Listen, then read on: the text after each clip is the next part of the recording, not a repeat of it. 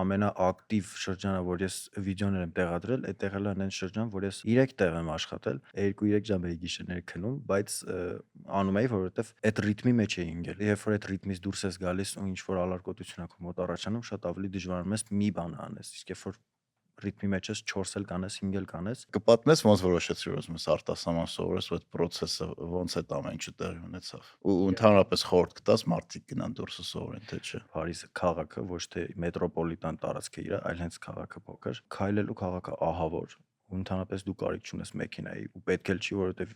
Երևանից ավելի շատ ստրես ես ապրելու, եթե մեքենա ունեցար։ Քաղաքային իշխանությունները պրիորիտետը տալիս են հետիոտնին ու հեծանվորդին։ Իսկ բլոգինգը ոնց սկսես զբաղվես։ Լիքը բան արվում է զուտ պոպուլիզմի համար։ Այդ նույն, չգիտեմ, ընտրություններից առաջ էլ։ Ես ծրագիր շատ քիչ եմ տեսել, ես տեսել եմ որ ինչ-որ գալիս են պոպուլիստական խոսքեր, որ այս ինչս է, այն ինչն նենց, բայց դու հասկանում ես, որ տակը ծրագիր չկա։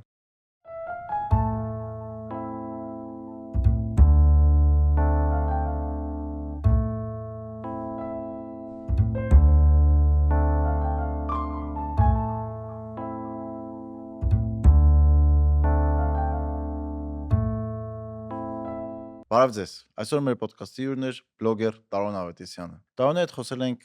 նրա կրթության մասին, նա սովորել է Եվրոպայում, խոսել ենք թե ինչպես է նա կարողացել ընդունվել այդ ուսանողական տարիների մասին, նա ապրել է եվրոպական տարբեր քաղաքներով եւ արել է տարբեր աշխատանքներ, այդ փորձի մասին նույնպես խոսել ենք, համեմատել ենք եվրոպական քաղաքները Երևանի հետ, խոսել ենք Երևանի խնդիրների մասին եւ ինչ է պլանավորում անել Հայաստանում։ Անպայման բաժանորդագրվեք ալիքին, սեղմեք լայք կոճակը եւ հիշեցնեք, որ մեր ոդքասթը հասանելի է նաեւ Spotify-ում, Apple Podcast-ում, դուրս է գալիս ամեն 5 շաբթի։ Մեր ոդքասթի նոր գործընկերն է Pullman Residence Երևանը։ Կենտրոնից 7 րոպե հեռավորության վրա Նորքի այգիներում։ Միջազգային բրենդը նախագծել ու իրականացնում է բացառիկ բնակելի համալիր, որտեղ տարածքի յուրաքանչյուր դետալ ծառայելու է ձեր ընտանիքի բացարձակ հարմարավետությանը։ Պատկերացրեք 70 մետրանոց անեզր լողավազան, սպա սրահներ, 600 մետր քառակուսի մակերեսով ժամանակակից մարզասրահ եւ սպորտային համալիր, ֆուտբոլի ու թենիսի կորտերով, հենց ձեր բակում։ Մասնագիտացված անձնակազմ ձեր բնականի ցանկացած տեխնիկական խնդիր արագ եւ արդյունավետ լուծելու համար։ Valet parking ձեր հյուրերին մուտքի մոտ դիմավորելու եւ կայանման հոգսը ստանձնելու համար։ Զանգահարեք մանրամասներին ծանոթանալու եւ ձեր անհատական առաջարկը ստանալու համար 055 065 055 հեռախոսահամարով։ Բնակարանամուտը 2027 թվականին։ Տարոն ոնց ես։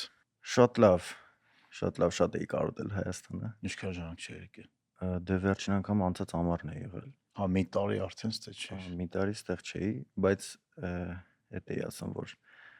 գիտեմ, որ հեսա տեղափոխվելու եմ Հայաստան, էլ չեմ ուզում էլի արանքում շատ լինեմ։ Հա։ Ուզում եմ մի քիչ սպասեմ, որ վերջնական տեղափոխվեմ։ Ավելորդ ծախս է այդ։ Պետք չի ավելորդ, որովհետև հեշտ չի, ես էս գալս իրականում այն որ մարդիկ կան է, որ ինչ որ A-կետից B-կետ ինքնաթիռով տեղափոխվելու համար իրանց քաղաքից գնում են ուրիշ քաղաք, հետո այդ քաղաքից գնում են մեկ ուրիշ քաղաք, հետո այնտեղից թռնում են ուրիշ քաղաք, ինչ որ էժան տոմսեր, այդտեղից ավտոբուսով գնում են ուրիշ քաղաք, հետո այդտեղից թռնում են բան, Քութայիսից ավտոբուսներով գալիս են այդտեղ։ Ես այդ մարդկանցից եմ։ Ես անգամ ավտոբուսում հավ կար։ Անցած տարի եմ ես տենց եկել ու հենց էդ էլ նկարել էի։ Ահագին շատ մարդ նայեց, մոտ 300,000 մարդ նայեց այդ վիդեոն։ Գալուց ճանապարհը։ Ահա գալուց ճանապարհը էդ էի պատմում, էլի տենց գնացի Վիլնյուսից Քութայիսից էլի ավտոբուսով մոտ 12 ժամ եկանք Գյումրիով եկանք Երևան, ու այդ ամբողջը նկարել էի։ Մարդկանց շատ հետաքրքիր էր, բայց այս անգամ ուղիղ չվերթներ չկա։ Ուղիղ չվերթներ կան, բայց շատ թանկ էին, որովհետև ես վերջին 2 օր առաջ եմ առել։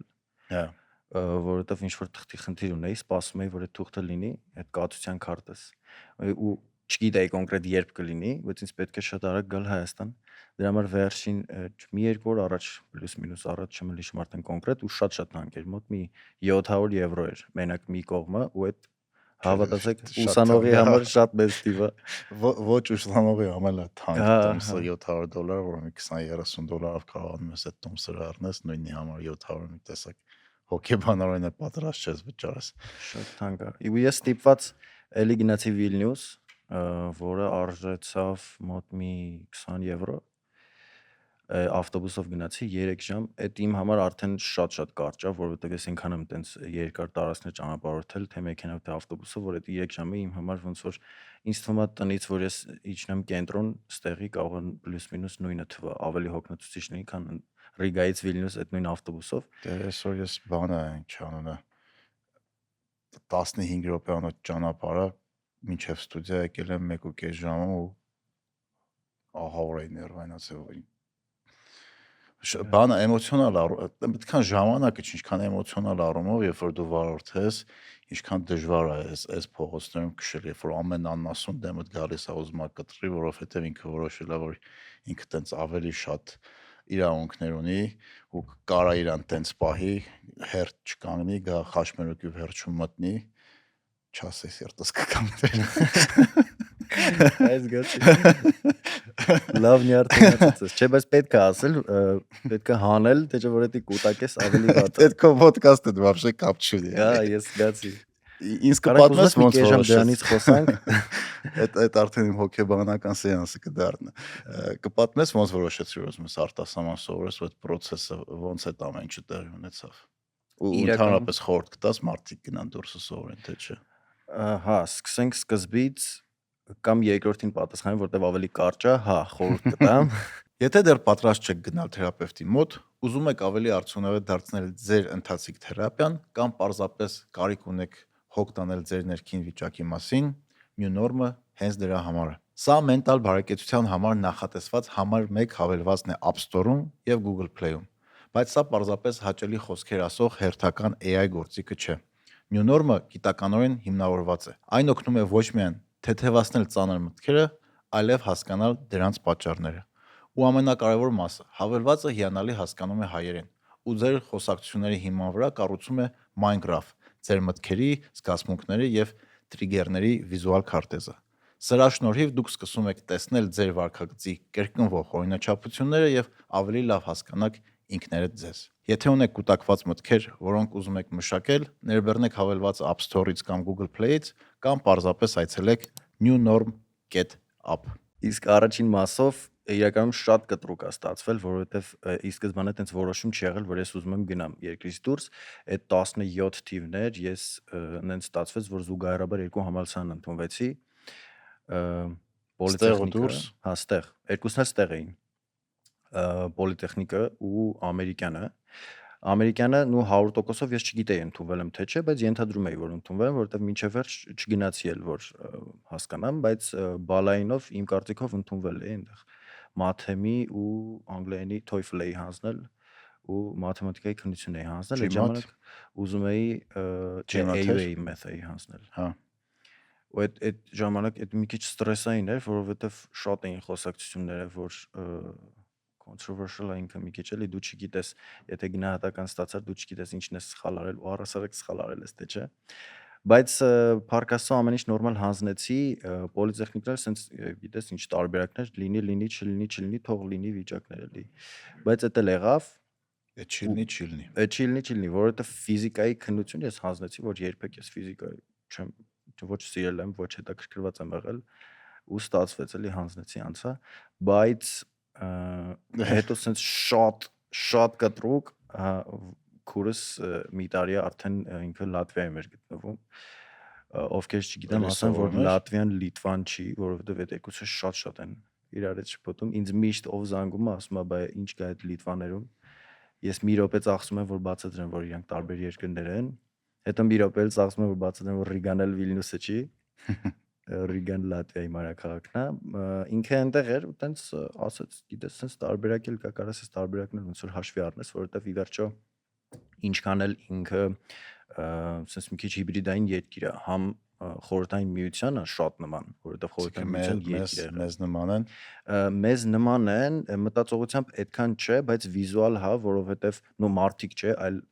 ընդհանրապես երկիրը, ճարտարապետությունը, որովհետև նույն մասիվի կամ չգիտեմ, կվարտալի շենքերը, որ նայում ենք, այնտեղ կան տես թաղամասեր, դա կենտրոնից դուրս ես գալիս, շատ նման շենքեր են, այդ խորհրդային միության հետքն է էլի, բայց այդ թվում նաև կան շատ սիրուն ճարտարապետություն, շատ սիրուն շենքեր կան ու Ռիգան ինքը համարվում է եթե ոչ հենց մայրաքաղաքը, ապա Art Nouveau ճարտարապետական ոնց որ ուղղության ու առասարակ արվեստի ուղղության կենտրոններից մեկը, որովհետև ինքը կենտրոնում ունի մի հատ հատված, որտեղ այդ Art Nouveau-ի շենքերը, այդ քանդակներով, այդ արվեստի նմուշներով շատ ուժեղ շենքեր, շատ սիրուն, որովհետև լիքը մարդ ասում է դե լավ, ինչ կա Ռիգայում, եթե դու գաս իրոք տեսնես այդ խորհրդային միության շենքերը, դու կասես դե լավ, անկապ է, բայց իրականում շատ լավ բնություն ունի, ինքը համարվում է Եվրոպայի ամենամաքուր օդ ունեցող քաղաքներից մեկը ու նաև շատ լավ ճարտարապետություն ունի։ Օդն էլ շատ հետաքրքիր է, ես ինչ եկել եմ, 2 օր եկել եմ, 2 օր գլուխս անդադար ցավում է։ Այս ալերգիա կսկսի։ Հուսամ Եթե չի դեռ չի սկսի։ սկսել։ Բայց ահա որ է ես 2 օրը գլխացավ դեղերի վրա եմ, այդքան լավ չի, բայց կանցնի։ Jet lag-ը կարա լինի։ Կարա լինի, ի վերջո Good luck. ճանապարհս էլ բան չէր էլի։ Այդքան երկար ճամփ հայց կտրեն։ Շուտ ուխտագնացություն ոնց որ լիներ ավելի շատ։ Բայց եկա հասա։ Մի խոսքով long story short տեղափոխվեցի Ռիգա, ընդունվեցի այնտեղի կարելի ասել պոլիտեխնիկա, տեխնիկական համալսարանը։ Դժվար էր ընդունվելը։ Ընդհանրապես դժվար չէր, որովհետև եթե համեմատենք կրիտերիաները ընդունվելու, այնտեղ շատ ավելի հեշտ էր։ Ես հանձնել եմ մաթեմատիկա, երկուսն էլ on-line եմ հանձնել, մաթեմ ու անգլերեն։ Երկուսն էլ շատ հեշտ էր։ Բնականաբար կարա մեկը գա կողքդ նստի քեզ օգնի on-line, բայց այդ արդեն ոնց որ քո խղճի վրա է, այնքան հեշտ էր, դրա կարիքը չեղավ էլ չէի Բայց ուզում։ ինչի հաշվին անդե ավելի հեշտ քան ստեղ։ Ինձ թվում է պահանջարկի։ Այստեղ համ բնակչությունն է ավելի շատ, այնտեղ ամբողջ բնակչությունը երկրի 1.8 միլիոն է ու երիտասարդությունը շատ չեն գալիս ուսանողներ։ Դրսից քիչ են գալիս ուսանողներ, ովքեր էլ գալիս են հիմնականում Erasmus-ով։ Հա։ Իսկ եթե դուրս մենք հասկանում ենք օրինակ Եվրամիության երկրները շատ չեն գալիս, որովհետև իրանց համար ավելի հետաքրքիր է կամ ուրիշ Եվրամիության երկիր է, Հոլանդիա կամ Գերմանիա։ հա, կամ էլ ավելի էկզոտիկ ուրիշ, չգիտեմ, թեկուզ Ամերիկա, բայց լատվիան շատ էկզոտիկ երկիր։ գերմանացու համար կարա լինի, բայց Լատվիա խաղերը ցույց տվեց։ Եվրոպացիք շոկի մեջ էին, երբ որ Ամերիկային գնացել։ Համ լավ, համ վատ առումով։ Չես գնացել Ամերիկա այս խաղերի ժամանակ։ Չէ, 1.5 ամիս առաջ եմ հետ եկել, այտենց նորից չէի գնա հիմա։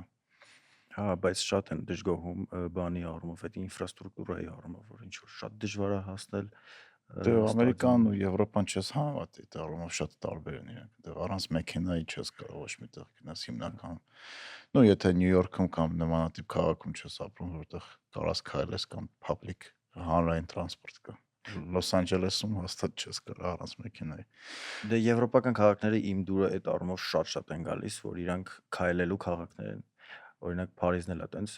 հենց ինքը Փարիզը քաղաքը, ոչ թե մետրոպոլիտան տարածք է իր, այլ հենց քաղաքը փոքր։ Ինքը Երևանից շատ չի տարբերվում, չնչին է չափի տարբերությունը։ Քայլելու քաղաքը ահավոր, ու ընդհանրապես դու կարիք չունես մեքենայի ու պետք էլ չի, որովհետև Երևանից ավելի շատ ստրես ես ապրելու, եթե մեքենա ունեցար։ Դա ահավոր տրաֆիկը։ Ոչ միայն տրաֆիկն է, տրաֆիկը քչացել է, բայց արդեն պրիորիտետի հարցն է, որովհետև քաղաքային իշխանությունները պրիորիտետը տալիս են հետիոտնին ու հեծանվորդին, ու մեքենայով գնացողի համար այդքան հաճելի չի այդ ճանապարհորդությունը, որովհետև մանավանդ օլիմպիական խաղերից հետո Փարիզի 24 թվի իրանց քաղաքապետը որոշեց, որ այդ ժամանակահատվածը ու մինչև այդ էլ նաև կոവിഡ്ի ժամանակահատվածը, երբ որ ամեն ինչ խախանդ էր, պետքա մի հատ Փարիզում այդ հեծանվային ճանապարհներ լրիվ նոր գցեն ու նենց ճանապարհներ են գցել, որ մեքենան չի էլ կարա հատի, այսինքն քարերով, բաներով, sense պաշտպանված այդ ձողիկներով, բաներով պաշտպանված։ Այսինքն քաղաքը դարել է հետիոտների ու հեծանվորդների համար։ Հա, ու շատ մեծ պլյուս է, որ Փարիզը ինքը sense հարթ է բավականին։ Իհարկե կան տեղեր, որ թմբային է, ինչ որ բարձրանում իջնում ես, բայց Երևանի պես չի։ Ինքը հիմնականում հարթ է, ու Ռիգան էլ է տենց շատ հարթ է ու հեծանվի համար շատ հարմար է, ուղղակի Ռիգան մի քիչ ցուրտ է։ Էդ էլ է Ռիգայի հատկություններից մեկը, մի քիչ հետո կխոսանք։ Ես արդեն սովորել եմ այդ սրտին, բայց հեծանիվ քշելու համար շատ հարմար են երկուսն էլ, ու ես այդտեղ սովորեցի այդ մշակույթին, որովհետեւ մինչև այդ Քշելով ես դասի գնում հեծանիվ։ Փարիզում լրիվ տենց էի անում, կամ քշելով կամ ոդկով, այնքան, որ ես տրանսպորտի այդ փեքեջներից չէի առնում, որովհետև նախ իմ համար թանկ էր, ամիսը մի 90 եվրո էր, այդ իմ համար թանկ էր այն ժամանակ, Համել հարմար չէր, տենց ավելի արագ էր իրականում հեծանիվով, որովհետև պատմել եմ այդ իմ վլոգերի մեջ, որ ամենասկզբում անգամ էժան, անգամ ձրի նստեցվել ես։ Մի 2-3 ամիս ձրի եմ քշել, չէր հանում քարտիցս պրոստը փողը։ Իսկ հետո շատ էժան էր 7 եվրո, այդ որ դրամի ենք փոխում ինչքան անում 7 եվրո մի 2500 դրամ գիտե շատ էժան է 2500 դրամը հենց հիմա որ ինձ թվում է տաքսի կանչենք ստեղից կենտրոն կարող է չլինի Հա, կամ էլ լինի բայց ես այսքան ժամանակ չի եղել որ պիկ ժամերին հաստատ դրանից թանկ առնելու։ հա ու դրա համար շատ հարմար են երկու քաղաքներն էլ առասարակ եվրոպական քաղաքների այդ առումով շատ է դուրս գալիս լիքը մարդ կա ասում է իրար նման են հին քաղաքները իրար նման են բան չունեմ ասելու բայց Մեր Երևանը ուրիշ է, չէ՞։ Մեր Երևանը ուրիշ է, ես շատ եմ սիրում մեր Երևանը, չես պատկերացնի, ես ինչ գրանցիոս պլաններ ունեմ իրականում Երևանի վերաբերյալ, որովհետև երբ որ մետրոյի ստանցիա ես ուզում կառուցել։ Չէ, մետրոյի ստանցիա, եթե ես անկեղծ ասեմ, ես մի քիչ ուսումնասիրել եմ, ես անգամ դեմ եմ, որ մետրոյի ստանցիա կառուցեն, որովհետև եթե այդ գումարը իրանք օգտագործեին հենց բուն տրանսպորտի համակարգը ավելի ուժեղացնելու վրա, կարող է շատ ավելի արդյունավետ լիներ, քան այդ մետրոյի ստանցիան, որը որ ընդհանրապես մի կայարան ավելացնում ու չգիտեմ ինչքանով կբեռնաթափի այդ մետրոյի ստանցիան, որը ձգվելու է Աչափնյակ, արդյոք կբեռնաթափի, չգիտեմ, Մաշտոցի պողոտայի կամ վստահ չեմ։ Դրա համար ես կարծում եմ, որ ոչ միայն տրանսպորտային համակարգը պիտի փոխվի, այլև հենց նույն այդ Փարիզի օրինակով պիտի խրախուսվի հեծանիվը, գոնե կենտրոնում խնդրում եմ, որովհետև ինքը ինչ որ չափով հարթ է, ու եթե խրախուսվի հեծանիվը շատ լավ կլինի, ու բացի այդ հենց մեքենա չվարելը։ Օրինակ այդ նույն Փարիզում շատ փողոցներ կան, որ չի թույլատրվում մեքենա վարել, որովհետև Բերեմ ես իմ ցավոտ թեմային։ չէ, դու ուզում ես մեքենա վարես։ Չեմ ուզում մեքենա վարել, բայց ուրիշ տարբերակ չունես այս քաղաքում։ Հիմնականում ինքը տարբերակ չունես առանց մեքենա վարելու։ Հանրային տրանսպորտը մեկը լավ չի աշխատում, Հա, քիչ է շատ։ Ծանրաբեռնված է,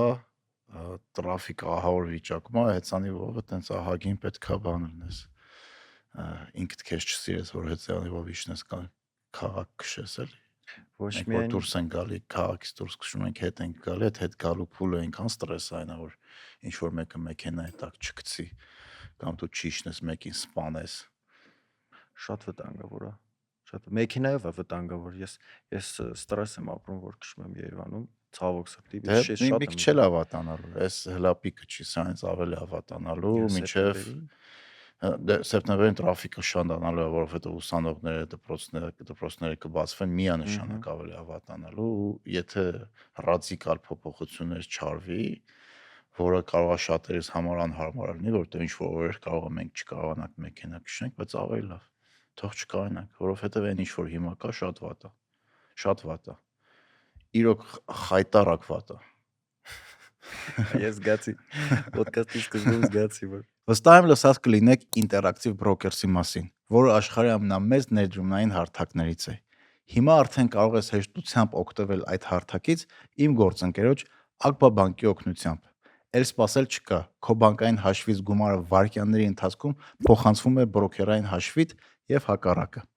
Ակբա Digital հավելվածով դու ցանկացած բայի քեզ համար տեղից կարող ես գնել բաժնետոմսեր, պարտատոմսեր, ETF-ներ եւ օգտվել այլ ֆինանսական գործիքներից։ Սկսիր ներդրումներդ հենց այսօր եւ քո ապագա եսը քեզ միայն շնորհակալ կլինի։ Ախր դու կյանքդ փորձում ես նես կառուցես, որ մաքսիմում այդ ոնց ասեմ, այդ ստրեսից հեռու մնաս, բայց եթե դու մեքենա ես վարում կամ կենտրոնում չես ապրում, որ ամեն տեղ կարողանաս ոտքով գնաս, որովհետև լրիվ ինֆրաստրուկտուրան կենտրոնում է, ամեն ինչ կենտրոնում է։ Հա, կամ պետք է կենտրոնում ապրես։ մենք կամ ընկերներով գժվես։ ենք քննարկում երեք որ կենտրոնում ապրելը իրանք ասում էին շատ լավ է ես ասում եի հա լավ է բայց ինչ որտեղ նաև շատ անհարմար է որովհետև նախ Ինչ է անհարմար։ այսօրվա առումով այսօրվա դրությամբ Երևանում ֆինանսապես ինձ թվում է շատ դժվար է կենտրոնում նախ տուն գնել կամ եթե չես էլ գնում վարձել շատ մեծ թիվ է Դե ֆինանսապես թանկ է կենտրոնում։ երբ որ համեմատում եմ Ռիգայի կամ Փարիզի, նա պլյուս մինուս Փարիզի գինա, սկսենք այդտեղից, իսկ Ռիգայից թանկ է։ Էլի պահանջարկն է, բան չունեմ ասելու, բայց դե լավ դա։ Բայց Ռիգայի միջին աշխատավարձը ինչքան է։ Միջին աշխատավարձը հենց հիմա ասեմ 1350 եվրո է մաքուր։ 1350 մաքուր, իսկ Երևանի միջին աշխատավարձը կեղտոտ 330-ի կարգի է։ Այդ 1000 եվրո էլ չի անում։ Չէ, չի անում։ Չի անում։ Ինչքան է 600 քանի եվրո է անում։ Հա, Կուրսը ինչքան է։ ես տան վարձ տալիս եմ, որ գտնվում է, ասենք, կենտրոնում, որը sense համեմատականով ասեմ, պատկերացնեք ավելի վիզուալ բարեկամությունում։ Այնտեղի բարեկամությունում, sense ավելի ներքև 410 Օրբելի, որ գտնվում է Բաղրամեր, այդ հատվածում է, sense ասենք։ Հարմար տեղ։ Հա, շատ հարմար տեղ, կենտրոնին շատ կպած ու մենք վճարում ենք ընկերոջս հետ ենք վերցնում տունը, կիսվում ենք, մենք վճարում ենք 420 եվրո։ Մարդա թե իրար հետ։ Չէ, միասին։ Գումարած թող լինի մի 150 եվրո էլ։ Լավ ձմեռը թող ցուրտ է, Ռիգայում շատ ցուրտ է, թող լինի 200 եվրո կոմունալ։ Ու այդ որ համեմատում ես Հայաստանի հետ, ինձ թվում է էժան է։ Այդ դիրքում տուն վարձելու ու այն դեպքում Նորմալ տուն է։ շատ լավ տուն է, որովհետեւ Այդ գնով այդ նման թաղամասերում լավ տուն չես կարող գտնես Երևանում։ Չես կարող գտնել ու հենց այդ եմ ասում, որ շատ դժվար է Երևանում կենտրոնում։ Բացի այդ շարժը կենտրոնի մեքենաների ձայնը, դու չգիտեմ ինչ ձայնա, մեկուսիչ բան։ Երկրորդային փողոցներ կան, որ շատ հարմար են այդ առումով։ Բայց հա Երևանի կենտրոնում դու համարը տուրիստի կյանք ես ապրում, որտեղ այնտեղ խանութներն են մթերային, թանկ, միրգը, չգիտեմ, բանջարեղենը, կաֆեներն են թանկ, եթե օգտվում ես։ Բայց տրանսպորտի վրա փող չես ծախսի, դա է մեծ պլյուսը։ Հա, բայց ինչ արժի տրանսպորտը Երևանում, որ Դե եթե մեքենա ես քշում, ոնց լինի ամիսը միջինը մի 100,000 մեքենայի վրա գնում, այնտեղ յուղ փոխելով, սեզոնը իր ակներ փոխելով, մեքենայի սպասարկում, բենզինի ծախս կամ լույսի ծախս։ Ես էլեկտրոկար եմ բանանում։ Դե կոմոդ մի քիչ ավելի քիչ կլինի, բայց եթե քո ավտոյի ամորտիզացիան է հաշվի առնենք, կարող ավելի շատ լինի, որտեղ այդ ավտոներն շատ արագ գին են կորցնում։ Ես այս 2 օրը հասկացա, որ ամորտիզացիան պետք է։ Հա, depreciation էլի բանը մաշվածությունը մեքենայի, որտեղ էլեկտրոմեքենաները իրանց գինը շատ արագ են կորցնում,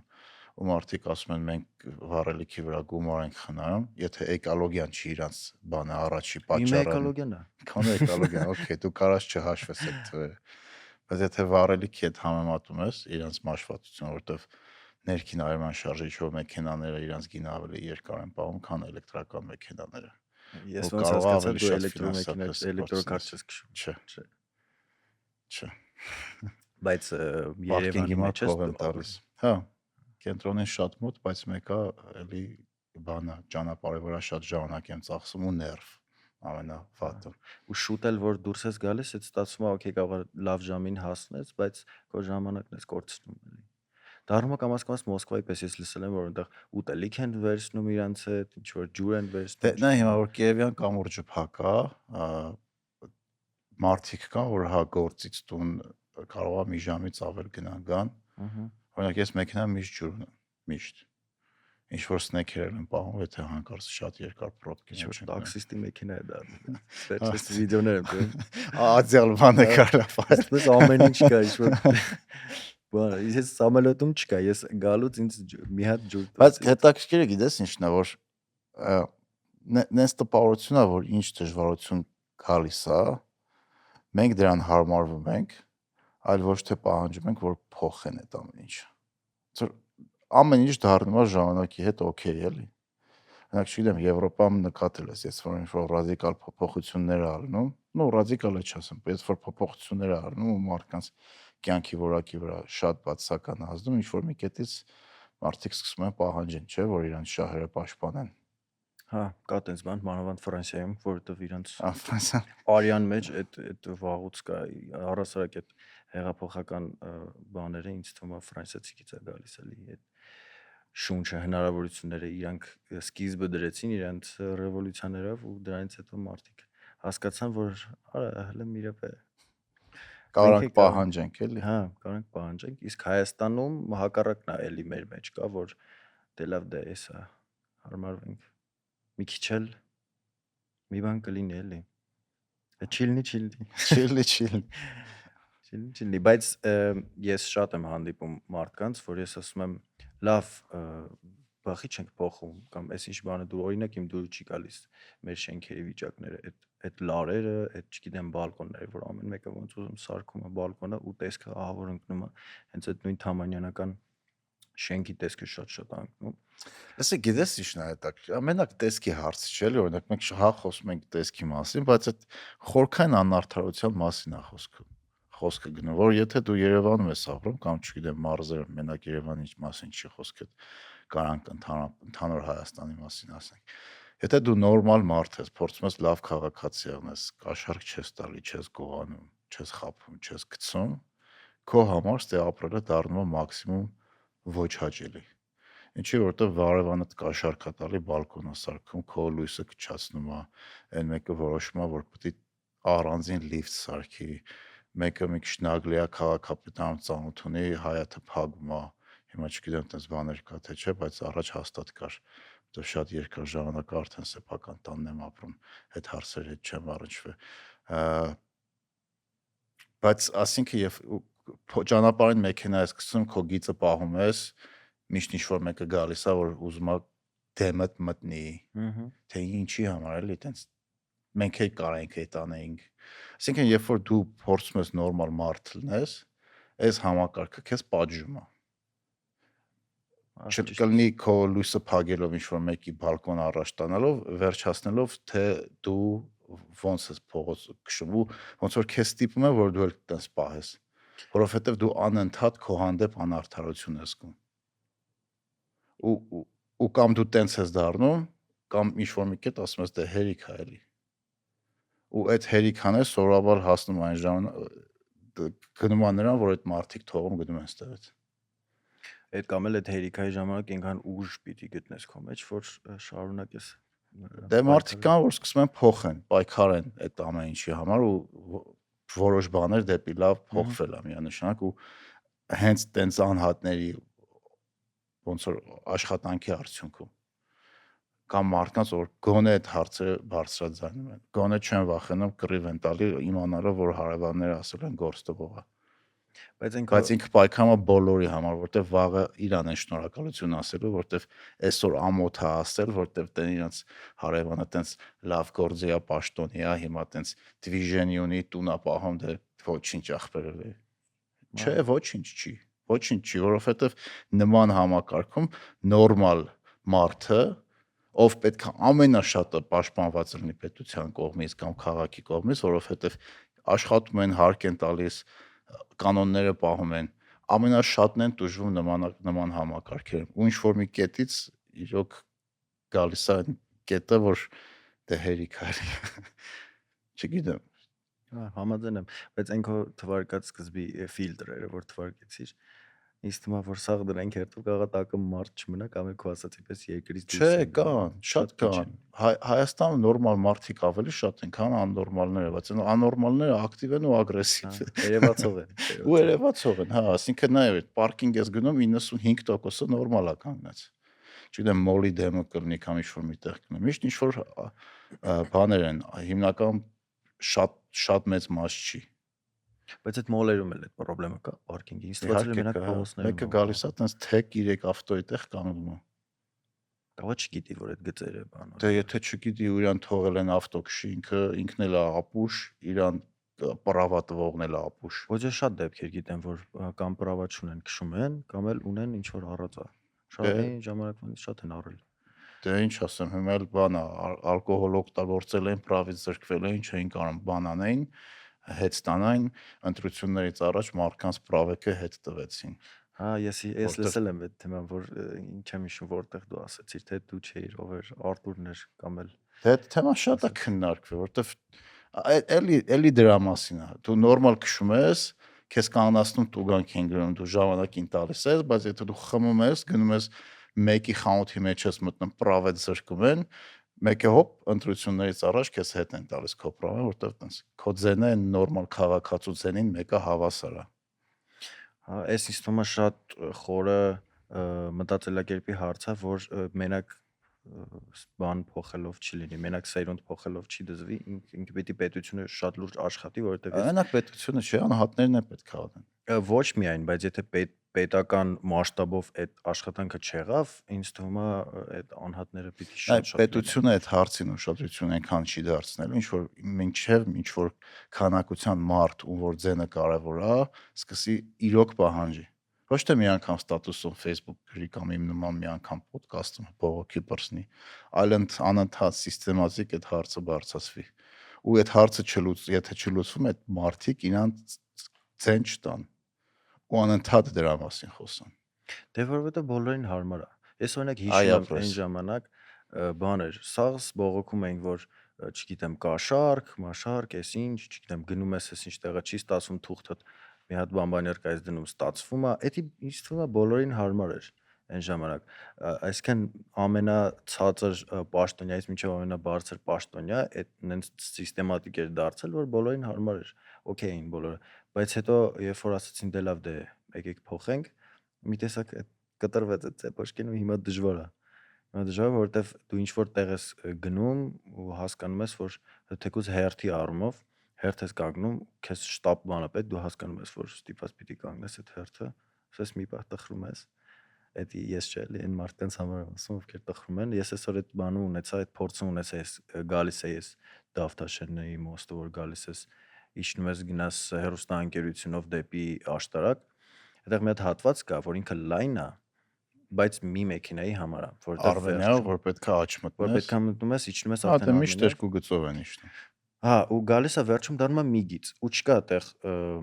գծված, որ օքեյ, կարա հետո դառնա մի գիծ, օքեյ, թող մտնեն, ինքը միշտ մի գիծ է, ու ես նենց եմ դիտմամբ կանգնում, որ ոչ աջ կողմից մեքենա գա, ոչ Հա, ցախ, որ իրենք հասկանան, որ պետք չի այդտեղ գալ խցկվել, որովհետև դու որ եկար խցկվեցիր, օքեյ, տեղ կա, բայց հետո վերջում ինչ որ մեկի հաշվին էլի մտնելու ես, ու այդ լավ չի։ Ու ես այդ ինչ որտեղ նաև դաստիարակչական առաքելությունը վերցել եմ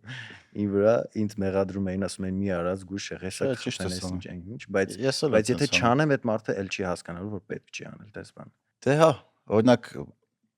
չգիտեմ, եվրոպական քաղաքներում կամ նույն Մոսկվայում, եթե դու փորձես աճով մտնես, քեզ ոչ մեկ ճանապարհ չտա։ Պրինցիպիալ ոչ մեկ ճանապարհ չտա։ Ստե ասում են դե ախպեր, դե մի անգամ ես տվեցի, մի անգամ ինձ կտան բանը։ Կառավարելի քաոս է, էլի։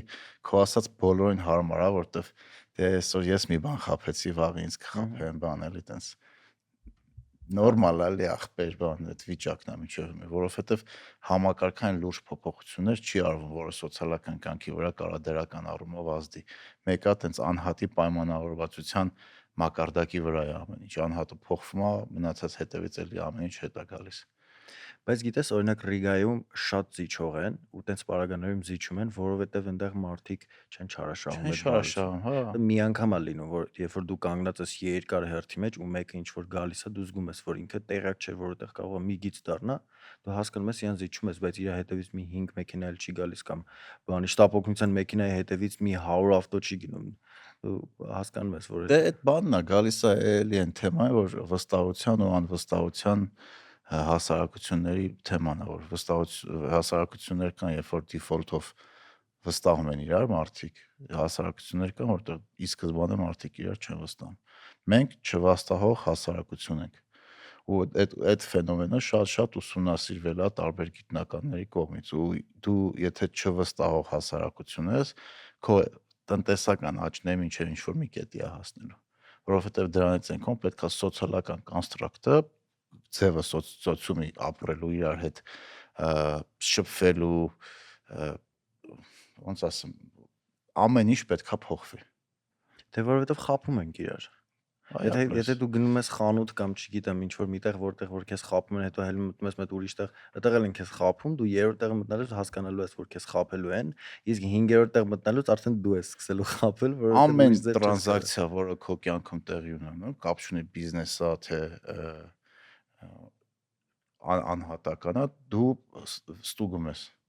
Ու դրա համար ավելի երկար է տևում, ավելի թանկ է տևում, ու պայմանագրի ձևերն էլ է անգամ փոխվում։ Հայաստանում լիքը բիզնեսներ կան, որ մենակ կանխավճարով են աշխատում։ Մենակ։ Ինչի, որովհետև ոչ մի ում իրանք ապրանք մատակարարելու են, գինե որ խափելու են։ Ոչ մեկ 60 օրվա կամ 90 օրվա հետաձգում, երբ որ տալիս են ապրանքի կամ մի ամսվա, չեն տալիս ժամանակին։ Խափում են, ասում են փոխանցել ենք, չեն փոխանցում, fake պլատեժ կային ուղարկում, ու տես լիքը բաներ։ Հա, այդ fake պրոջեկտը լսել եմ, բայց գիտես չէ, հետաքրքիր է, դա չգիտեմ, ու ինձնից է գալիս, թե ում հետ որ ես համագործակցել եմ, բայց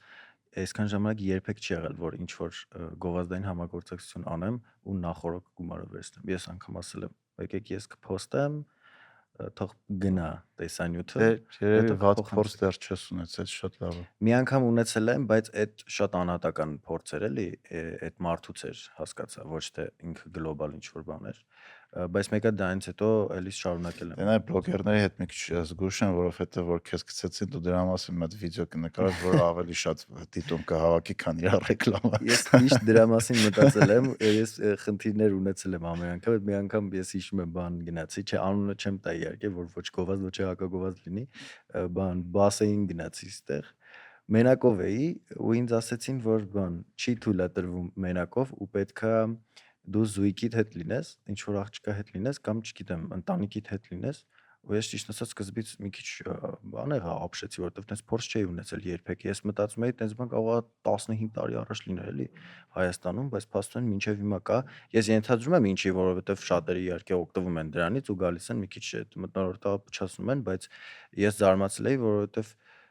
ես ինչ պիտի անեի էլի մենակ։ Ես անգամ իրանք ճանաչեցին ինձ, ես ասացի ճանաչում եք ինձ էլի, ինչ պիտի անեմ, բայց մեկը չհամաձայնեցին ու սենց առաջին բանը որ գալիս եմ մտքովդ ու դու հասկանում ես որ դու ունես աուդիտորիա ու դու կարաս ինֆլուենս անես, այդ քո ինֆլուենսերական բաները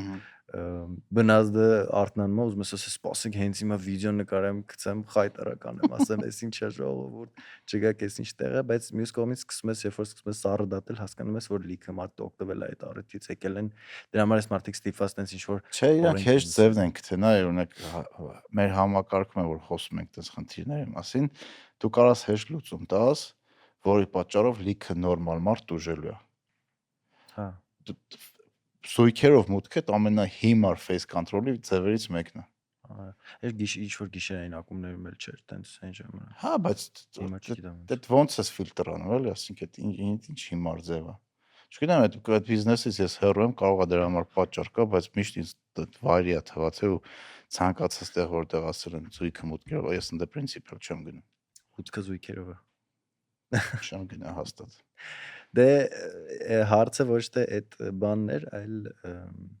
այն փաստը, որ դու կարաս մեկ-մեկ օգտվես առիթից, ինչ որ վիդեոներ անես, բայց ես երբեք չեմ արել, չգիտեմ, այդ Ես լավ։ բլոգինգով ոնց սկսեցի զբաղվես։ Երբ որ Փարիզում էի, Փարիզ ինչեր բայց գնացել։ Փարիզ Ահագին գնացել երկար ապրեցի, չէ։ Փարիզ մոտ մի 6 ամիս ապրեցի, բայց մինչև այդ շատ է եղել Փարիզում։ Ես մինչև այդ մի 2 ամիս էլ էի ապրել աշխատելու համար, գնացել էի ու շատ էլ ճանապարհորդել էի։ Փարիզը շատ էի սիրում։ Իմ համար երազանք էր, որ պետքա Փարիզում ապրել, որովհետև ինքը մի հատ նենց վայր է, որ քո կյանքը բաժանվում է երկու մասի։ Մինչև Փարիզը ու Փարիզից հետո ուրիշ տարբերակ չկա, եթե դու այդ քաղաքը զգացել ես, քո կյանքը այդ երկու մասի է բաժանվում, ու ես անգամ նկատել եմ, որ շատ թե արվեստի, թե նշանավոր գործիչներ ու ոչ միայն ամբողջ աշխարհից, այլև հենց նույն Հայաստանից, եթե չեմ սխալվում, նույն Սարյանը, Այվազովսկին, ինչ ոչ, մեր գրողներից, իրանք բոլորը անպայման ինչ որ ժամանակահատված ապրել են Փարիզում, որովհետև շատ է այդ փոխում քո կյանքը, դու այդ գեղեցկությունը տեսնելուց հետո դու սկսում ես ուրիշ ձև մտածել, ամեն ինչը սկսում ես ավելի գեղեցիկ նայել, դաժե այս պրոբկեքը դու սկսում ես ավելի sense ուրիշ ձև նայել,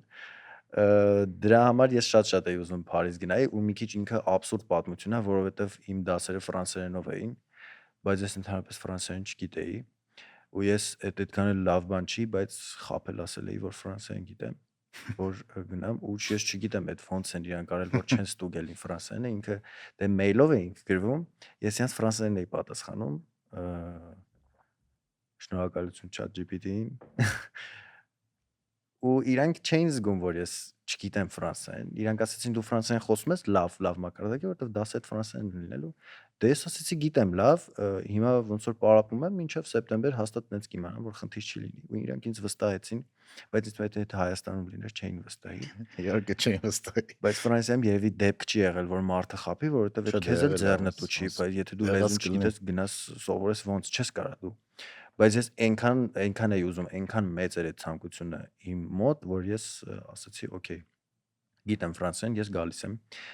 Ու այդ ժամանակ ոնց որ հիմնականում առարկաները էկոնոմիկայից էին ու մի քիչ էլ դիվանագիտությունից, որովհետև դու քո առարկաները պիտի փորձես ոնց որ մեջ անես իրար հետ էլի։ Քո բուն համալսարանի, Համակնի, հա։ տնային համալսարանի ու իրանց։ Ու տես մոտավորապես պլյուս մինուս նույն բանն էր ստացվում։ Քանի որ ես անգլերեն եմ սովորում, իմ անգլերեն էի սովորում ու տերմինոլոգիան շատ լավ գիտեմ, անգլերեն տերմինոլոգիան, այդ մասնագիտական շատ չի տարբերվում ֆրանսերենից, ասենք, էկոնոմիկան էկոնոմիկն է ու դու հասկանում ես էլի հիմնականում ես խոսակցական ավելի վատ էի հասկանում, քան այդ Մասնագիտականը, հա։ ու գնում էի դասի նստում էի, դե բնականաբար sense դիվանագիտորեն փորձում էի մոտենալ դասախոսներին, միջև դասը սկսել առաջին, ասել որ sense bonjour, բան, գիտեք, ես մի քիչ խոսում եմ ֆրանսերեն, բայց մի քիչ կաղում եմ, կարողա չհասկանամ, ընթացքում որ ես ձեզ հարցեր տամ, ոնց որ կլինի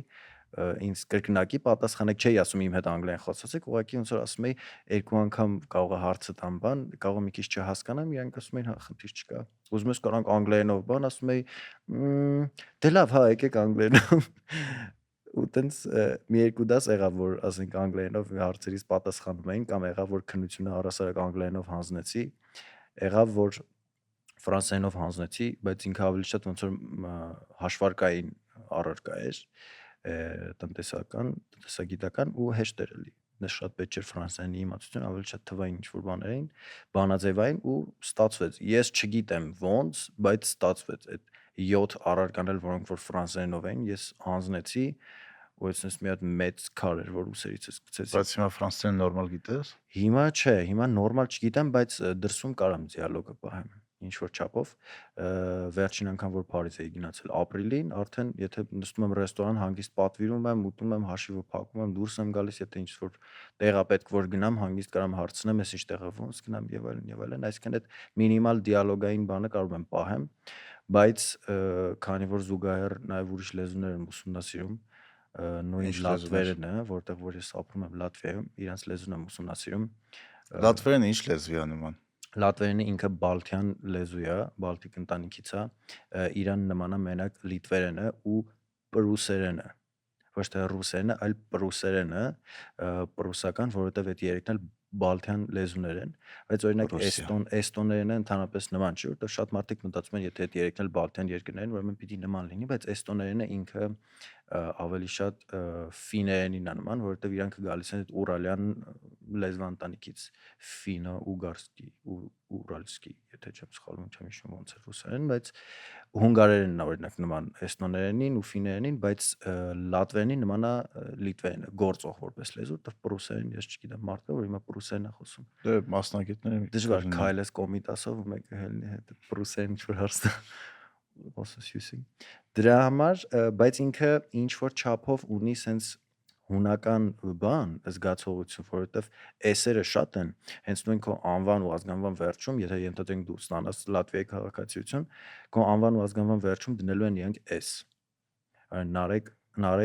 Ամիրխանյանցը լինելու։ Ու արվեստագետ անազգանուն դառը։ հա ու շատ բառեր կան, որ ուղակի բառեր են, ոչ թե անվանումներ են, այլ ուղակի բառեր են ու վերջում S-ա կամ OS կամ IS ու դու sense մի բան մտածում ես ինչ որ հուներեն բան կա, բայց չէ, ինքը լատվերենն է, այս մացոս լատվիսկի կլինի, ես սովորում եմ լատվերենը, բայց քանի որ ռուսները շատ են Լատվիայում ու այդ երեք երկրներից ամենաշատը հենց Լատվիայում են ռուսերենը շատ տարածված լեզու է։ Ու ես մի հատ գաղտնիք ասեմ, ես ոչ միայն ֆրանսերենը չգիտեի տեղափոխվելուց, այլև ռուսերենը չգիտեի տեղափոխվելուց, որտեղ ոնց ռուսեն չէր խոսում։ Չէ, ռուսերեն չէի խոսում, բրոցում շատ վատ էինք անցել, բացի այդ ես ատում էի ռուսերենը, բայց ես շատ արագ սովորեցի։ Աչինա ձեր սերունդը արդեն բան անկախ Հայաստանի սերունդ։ Չէ, իմ բոլոր ծանոթներ ընկերներ բոլորը խոսել են ռուսերեն, ես ռուսերեն շատ քիչ եմ իմացել, մենակ այնտեղից եմ իմացել, որ ես ասենք կավեն եմ նայել ու ինչ որ տերմինոլոգիա գիտեի։ Աչինա դու կավեն ես խաղացել։ Ես խաղացել եմ հայերենով, բայց նայել է հենց դա, որ ինչ որ էլի լրիվ ֆրանսերենի տրամաբանությամբ, ինչ որ տերմինոլոգիա գիտեի, ասենք շուտկա բառը գիտեի էլի։ Ու տենց նայելով ինչ որ բաներ հասկանում եմ, որ ասես մի 3 բառ նախադասության մեջ կպցնում ես իրար ու հասկանում ես ինչ նկատի ունի։ Հումորը դա շատ դժվար է, եթե դու ամբողջությամբ չես հասկանում լեզուն ու հումորը գիտակցել, դա շատ բարդ է։ Տենց ինչ որ մինիմալ չափով գիտեի, տեղափոխվեցի այնտեղ բնականաբար Քանի որ ռուսները եթե համեմատենք լատվիացիների հետ, իրանք ավելի բաց են, իրանք ավելի ջերմ են, ոչ թե վատն են կամ լավն են, դրա մասին չի խոսքը, այլ ավելի ոնց որ ջերմ են ու հետները ավելի հեշտ է շփվել է, ավելի տաք են։ Դրա համար ես ռուսերենը շատ արագ սովորեցի։ Հետո որտեղ որ աշխատում էի, այնտեղ ոնց որ Որտեղ ինքնաբերաբար էր աշխատում։ առաջինը խոհանոցում եմ աշխատել որպես խոհարարի օգնական ու շատ խնդալու բաներ ա եղել իրականում։ Ինձ ասում էին, ասենք գնա թավան բերես, ինչն ենք պատրաստելու։ Ես գնում կանգնում էի թավայի դեմը, չգիտեի ինչ վերցնեի, որտեղ չգիտեի, որ էդի սկավառոդկերը։ Ու տենց սովորեցի շատ արագ, մոտ մի 3-4 ամսում արդեն լավ խոսում էի։ Անձնակազմը ռուսներ էին, հա, ռեստորանի։ Անձնակազմը հիմնականում ռուսներ էին կամ էլ եթե լատվիացի էլ կար, բնականաբար ռուսերեն էին խոսում բոլորս, որովհետև միակ կոմունիկացիոն լեզուն էր հեշտ։ Այսինքն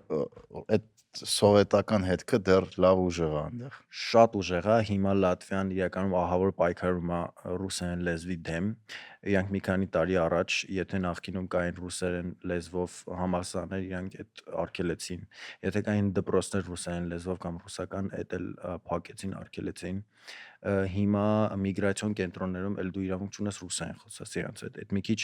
sense բան էր։ Իրանք ընդունեցին օրենք, որ դու իրավունք չունես միգրացիոն կենտրոնում ռուսերեն խոսած, բայց հետո հասկացան, որ եթե մարդը առաջին անգամ է գալիս իրանց երկիր ու ասենք իրանց միակ կոմունիկացիոն լեզուն ռուսերենն է, լավ, իրան թողում ենք, բայց մնացածին չենք թողում։ Ինձ թողում են, որովհետև ես հիմնական ապրող չեմ, ժամանակավոր կացություն ունեմ, բայց ովքեր որ հիմնական ապրող են ու դու ռուսերեն խոսած, քեզ շատ վատ աչքով կնայեն։ Լավ չեն վերաբերվում ռուսներին։ Այդքան էլ լավ չեն վերաբերվում, ամեն ինչում մեղադրում են ռուսներին։ Հիմա ճիշտ է, իրանց իշխանական ոնց որ կազմի մեջ ու բաներում պարլամենտում թեկուս հենց իշխանական բանի մեջ չկան ռուսներ կամ քաղաքային իշխանությունների մեջ չկան ռուսներ, բայց իրանք փիչև հիմա մեղադրում են ռուսներին։ Բայց դե իրանց էլ է կարելի հասկանալ, բնականաբար այդ մինչև խորհրդային միություն մտնելն են լավ տանջվել, հետո որ մտան խորհրդային միություն, արդեն իրանք 39 թվին են մտել խորհրդային միություն, 39 թե 41, չեմ հիշում, բայց նենց շրջաններ, որ ստիպված մտան, որպես պաշտպանություն, խորհրդային միությունը իրենց պաշտպան էր նացիստական Գերմանիայից, բայց ստացվեց իրականում հակառակը, որովհետև համ լավ կոտորվեցին, համ էլ աքսորվեցին ահավոր շատ ու տեղից գալիս է այդ վերքը, որ իրանք չեն սիրում ռուսներին։ Բնականաբար կան նաև շատ տոլերանտ մարդիկ, ովքեր ասում են լավ, այն ժամանակ էր, հիմա եթե ես դրսում տեսնում եմ ռուս, ով ինձ վատ բան չի անում, խնդիր չկա։ Ես էլ եմ տես մարդ իրականում, եթե ինձ ինչ որ մարդ, ինչ որ ազգի վատություն չի անում, ես իրավունք չունեմ ատելու։ Ու կան շատ մարդիկ, ովքեր դեմ են, իրանց ազգային բանը ոնց որ արթնանում է, իրանք դեմ են ռուսերենին, ռուսներին, ու ես հիմա որ արդեն շատ ավելի լավ եմ խոսում լատվերեն, էլ աշխատում եմ ինչ որ վայր մտնելուց ռուսերեն չխոսամ իրանց հետ, որովհետև երբ որ իրանք տեսնում են, որ դու օտարազգի ես ու փորձում ես թեկուզ վատ, բայց խոսել լատվերենով, իրանց գլխի վրա դու մեծ տեղ ես ունենում, իրանք քեզ ժպտում են, եթե միջև է թվում է, որ իրանք շատ սառը ազգ են, քեզ չեն ժպտում, իրանք սկսում են քեզ ժպտալ, իրանք սկսում են քեզ օգնել, մի բանը ավել կանեն, մի բանը այս վերջերս էս իմ կացության քարտը ուշացա նկարվելու համար, իսկ այնտեղ նենց է, որ եթե դու գրանցվել ես այսին ժամին ուշանում ես, վերջ, պիտի արդեն գրանցվես ուրիշ օրվա վրա, որ կարելի լինի մի ամիս հետո։ Ես ուշացա, Ինչի ուշացար։ որովհետև դուրը վրես էր փակվել։ Ընկերս դուրը փակել էր, գնացել էր, ու իմ բանալին ես նախորդ օրը թողել էի գործի տեղը։ Ու ես դες մարդ եմ, որ վերջին 5 րոպեում եմ դուրս գալիս։ Ու ես հասկացա, որ դուրը փակա, բայց լավ էր, զանգեցի, այդ շենքի մենեջերը եկավ, բացեց, դուրս եկա։ Արագ հասա, ու ստեղ էլ իմ մոտ այդ հայի բանը առաջացավ, որ հələ սպասի մի հատ լեզու թրջեմ, փորձեմ համոզեմ, լացեմ մոտները։ Ու ստացվեց իրականում, ես նայեցի թեկուզ ինչ որտեղ նաև կարելի ասել դիվանագիտորեն, ես նայեցի ով է այդ իրանց բեյջիկների վրա աշխատողների, նայեցի թե ով է ռուսական անուն ազգանունով, որովհետև ես եթե մոտենայի լատվիացու ու այդ ֆորս մաժորային իրավիճակում խոսայի ռուսերեն, անհնարին էր ինքը ինձ տեղ տար։ Ու ես մոտեցա, սկզբում լատվերենով ասեցի բարև ձեզ եւ այլն, եթե դժվար չի անցնեմ ռուսերենի, որովհետև շատ շտապ է, ասեց հա խնդիր չկա, տենց բացատրեցի դրությունը, խնդրեցի, ասեցի որ պիտի մեկնեմ, ասեց խնդիր չկա ու նկարվեց ինձ քարտս վերցեցի եկա, այսինքն հնարավորություն կա իրանց հետ բանակցելու, հնարավորություն կա իրանց հետ խոսալու, բայց ռուսերենը այդքան էլ ցանկալի չի։ Եթե դու գիտես ինչ-որ չափով իրանց լեզուն, ավելի լավ է ջարդվելով, բայց փորձես իրանց լեզուն խոսես։ Կամ անգլերեն, բայց դե երբ որ մտնում ես ինչ-որ փոքր հին խանութ, որտեղ ինչ-որ տատիկ է աշխատում ու չգիտի ոչ ռուսերեն, ոչ անգլերեն, կարող է քո հետ ավելի շատ ռուսերեն խոսա, քան անգլերեն։ Հա։ Իսկ բլոգդ ոնց սկսեցիր, ասիր Փարիզը Ինչ-որ շատ շեղվանք չէ, ասեք բլոգը ես վաղուց էի ուզում ինչ-որ վիդեոներ տեղադրեի, մինչև այդ գիտես ինչ վիդեոներ էին, շատ սիրուն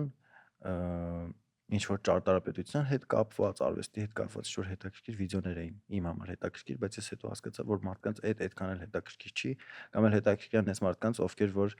ինչ-որ նեղ շրջանակի է հետաքրքիր, ում այդ նույն կոնկրետ ճարտարապետությունը հավես կլիներ,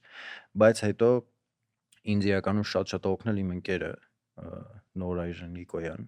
բարևներ Նորային, ինքը շատ ուժեղ հումորիստ է, ինքն էլ է կարելի ասել բլոգեր ու շատ մեծ աուդիտորիա ունի, ու ինքը ինձ ասեց, գիտես, այս վիդեոն, որ սարքել ես, շատ լավն է, բայց մարդկանց հետաքրքիր չի լինի, որովհետև հումոր չկա իր մեջ։ Ու ես էլ հասկացա, որ եթե հումոր չկա, ու դու պատմում ես պրոստը Փարիզի կյանքից, այդ հետաքրքիր լինելու այն մարդկանց, ովքեր պրոստը ուզում են տեղափոխվեն Փարիզ ու ապրեն։ Բայց երբ որ մենք հումոր սկսեցինք իր մեջ անել, ու անկեղծ հումոր, որովհետև շատ կարևոր է այդ անկեղծությունը, անմիջականությունը, որտեղ երբ որ դու մարդկանց ասում ես, ես գնացի այգի, որովհետև ջուրը ձրի էր, ինձ ջուր էի ուզում խմեի, այլ ոչ թե 3 եվրոյով առնեի կամ այս հեծոն ջրի եմ կպցրել, այդ մարդկանց ոնց որ սրտից էր ու շատ անկեղծ էր ու իրանք հասկացան, որ շատ հետաքրքիր վիդեո է, ու տենց գնաց առաջ սկսեց, բայց ես չէի սպասում իրականում։ Իմ առաջին վիդեոն մոտ 800,000 մարդ նայել է, որը շատ անսպասելի։ Որ վիդեոներ։ Հենց մի օր իմ հետ Փարիզում վիդեո էր, Այդ տեսել եմ։ ու շատ անսպասելի էր, ես մտածում եմ 300 հոգի կնայի, ու այդ ընկերոջս էլ ասացի, եթե 300 հոգուց ավել նայես, մենք գնում ենք նշենք այսօր, բայց առավոտը արթնացա ու տենամ արդեն ծնկ, սենց ինչ-որ բաներ է։ Շատ follower ավելացավ այդ վիդեոից։ Մենակ այդ վիդեոից մոտ 4000 հոգի ավելացավ, այդ ինձ շատ մեծ թիվ է։ Ու ոչ միայն ավելացան, նաև ոնց որ արդեն դարձավ մոտիվացիա ու պարտականություն, որ պիտի շարունակես։ Ու ստիպված չէի ուզում, բայց ստիպված շարունակեցի ու գնացին վիդեոները, բայց գնալով դժվարացավ ահա որովհետև պետք էր ավելի հետաքրքրացնել ու նաև ժամանակի խնդիր կար։ Հետո ինչ որ պահի ես տեղափոխվեցի հետ Ռիգա, որ չէի ուզում, բայց ստիպված էի։ Ու երբ որ դու աշխատում ես երկու տեղ ու նաև զուգահեռաբար գնում ես դասի, շատ դժվար է հասցնել նաև համատեղ։ Երկրորդ տեղը ինչ էր աշխատում։ Ես աշխատում էի օֆիսում, որպես project management, որպես management, չէ, որպես manager, ոլորտը management, բայց նաև կողքից ոնց որ հայավարի ասած բզբզում էի խոհանոցում, որովհետև արդեն շատ մեծ փորձ ունեմ իրական խոհանոցում աշխատելու։ Չես ուզում խոհարական վլոգ սկսես։ Կա մի քանի վիդեո կա իրականում խոհանոցից։ Ես մի քիչ պարապես առանց մայկի վիդեոներ նկարել։ Գրամ բան ինչ որ գետերի կողքս ստեմ վրան բացեմ նկարեմ։ Գարմորտ եմ Հայաստանում շատ ինչ որ սադիստական վիդեոներ են։ Չէ, մենակ Հայաստանում չէ, իրական այդ բանը, այդ սարերում ուտելիք սարքելու երեք ամենահայտնի ալիքը մի հատ ադրբեջանական, մի հատ ադրբեջանցի դիաց կա ինքնա միլիոնավոր դիտումներ ունի։ Թուրքերն էլ այդ ոլորտում։ Ինչ որ գյուղի վիդեոներ էին։ Թուրքիայում կա, Հնդկաստանում կա, այդ ադրբեջանցին ահագին հայտնի։ Street food-ը լրիվ ուրիշ ոլորտ է։ Խոհարարությունը իրականում ինչ ուզես կարամ սարքեմ։ Ճիշտ ասած, ես հիմա կարող եմ հենց գլուխ կովալ, բայց ինչ ես ուզում։ Հենց հիմա գնանք սուպերմարկետ, Նարեկ ջան։ Թթու կաղամբով բորշ։ Թթու կաղամբով բորշ, ամենաիմ չսիրած բաները սարքենք հենց հիմա։ Բայց քիչ ես սիրում։ Չգիտեմ, բորշ փոքր ժամանակվանից չեմ սիրել։ Լուրջ բորշ չես սիրում։ Չէ, ինչ ոնց կարելի է կաղամբը պրոստը եփած ուտել։ Դե մենակ կաղամ չի, տարբեր բանջարավեններ կան, միս կա։ Միս չենք ունեցել մեջը։ Ոնց միսը լավ, հա չէ լավ։ Չէ, դες կատեգորիկ չեմ, էլի, ծայրահեղ չեմ ասի, չէ, չեմ սիրում, բայց որ տարբեր չես ուտում, չես սարքի։ Սոխով բաներ չեմ սիրում։ չգիտեմ, եթե ինչ-որ սող կա մեջը, չգիտեմ ինչի։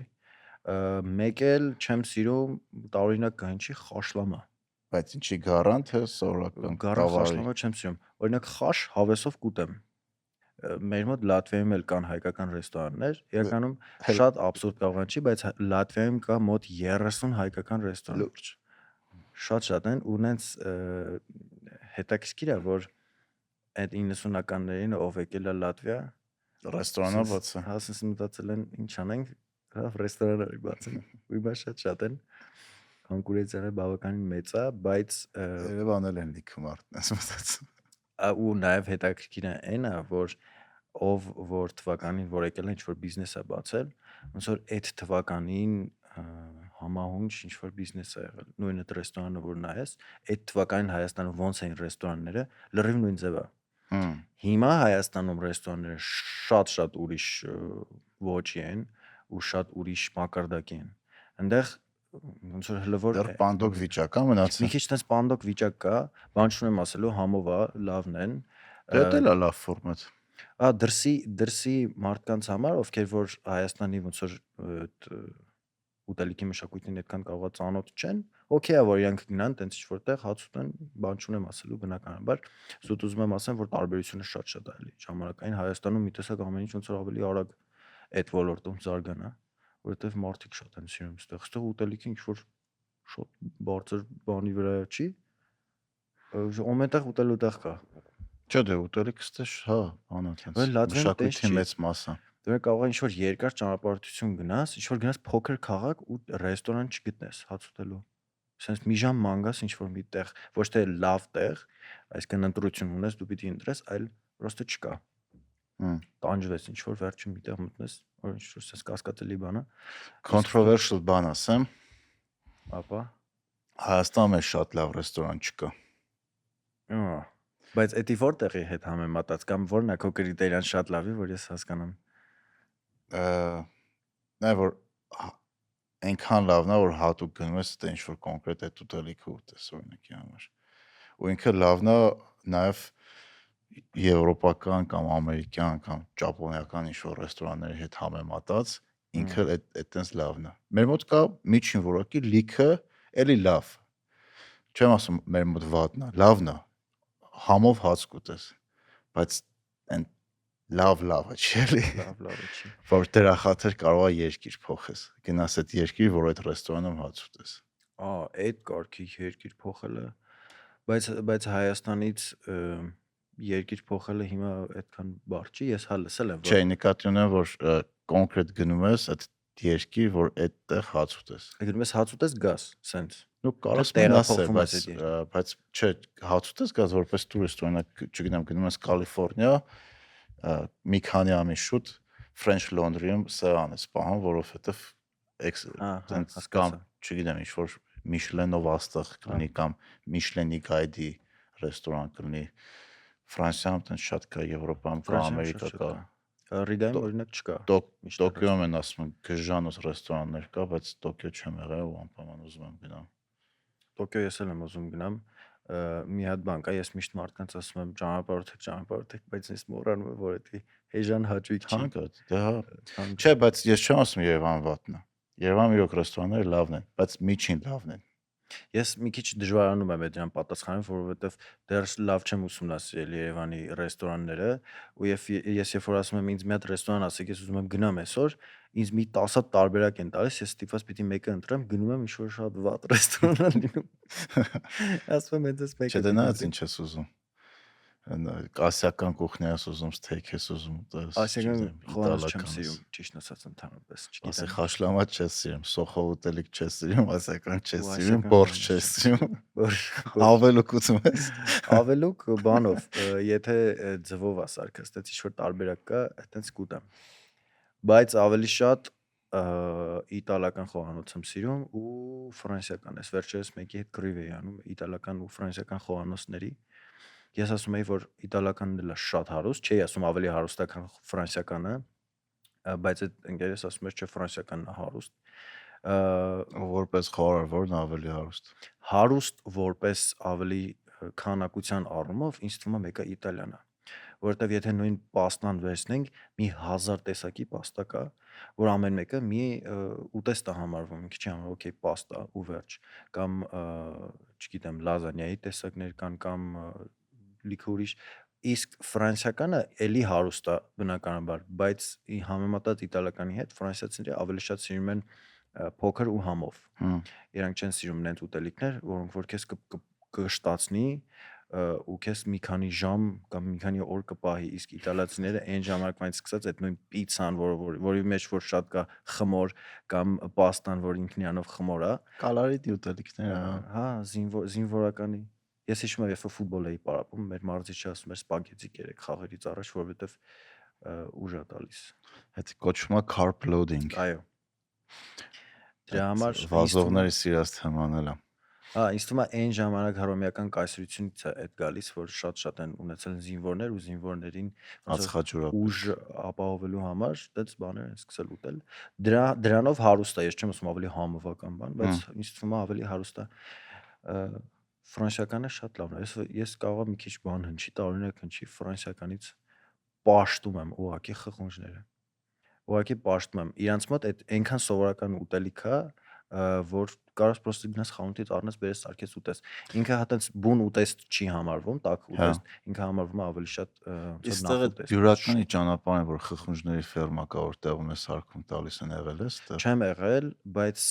ես անցած տարի, որ եկա գնացինք Արշավի, ես տեսա այդ ցուցանակները, չհասցրինք, բայց այս տարի ես անպայման ուզում եմ փորձեմ։ Այդ փորձի կասես։ Ինձ թվում է իրանք մասնագիտացված են։ Հա, ունեն երևի ֆերմա, մասնագիտացած են, անպայման կփորձեմ։ Բայց խես ուզում սկզբում ես փորձեմ, հետո որ իմ հետ եթե ինչ-որ բան լինի, եթե այդ բան եղավ, մենք չգնանք։ Եթե հաղորդումը չպոստվի, ուրեմն մի բան եղել է։ Չէ, բայց բանը այդ ես եմ ուտելիքը туриզմի հետ շատ կապված է, էլի։ Օրինակ շատերը որ գալիս են Հայաստան, հատկապես Ռուսաստանից, բան են անում։ Գովում են մեր ուտելիքը հայկական։ Ինձ թվում է որակական տարբերություն էլ կա։ Հենց նույն Լատվիայի ուտելիքները, որ համեմատում ենք Հայաստանի հետ, ըստեղ շատ համով է։ Ես ես վերջերս ծիրան կերա, իհարկե լատվիական չէ, որովհետև Լատվիայում այդ ցրտին ձև չկա ծիրանաճասնես, հունական ու իսպանական ծիրան եմ փորձել։ Մենք գիտես ոնց ենք անում, որ համով լինի այդ ծիրանը, որովհետև ինքը շաքարի կանվի։ Չէ, մենք խանութից հայկական ծիրանի ջեմ էինք առել, այդ ջեմը կսում ենք ծիրանի վրա ուտում ենք, որ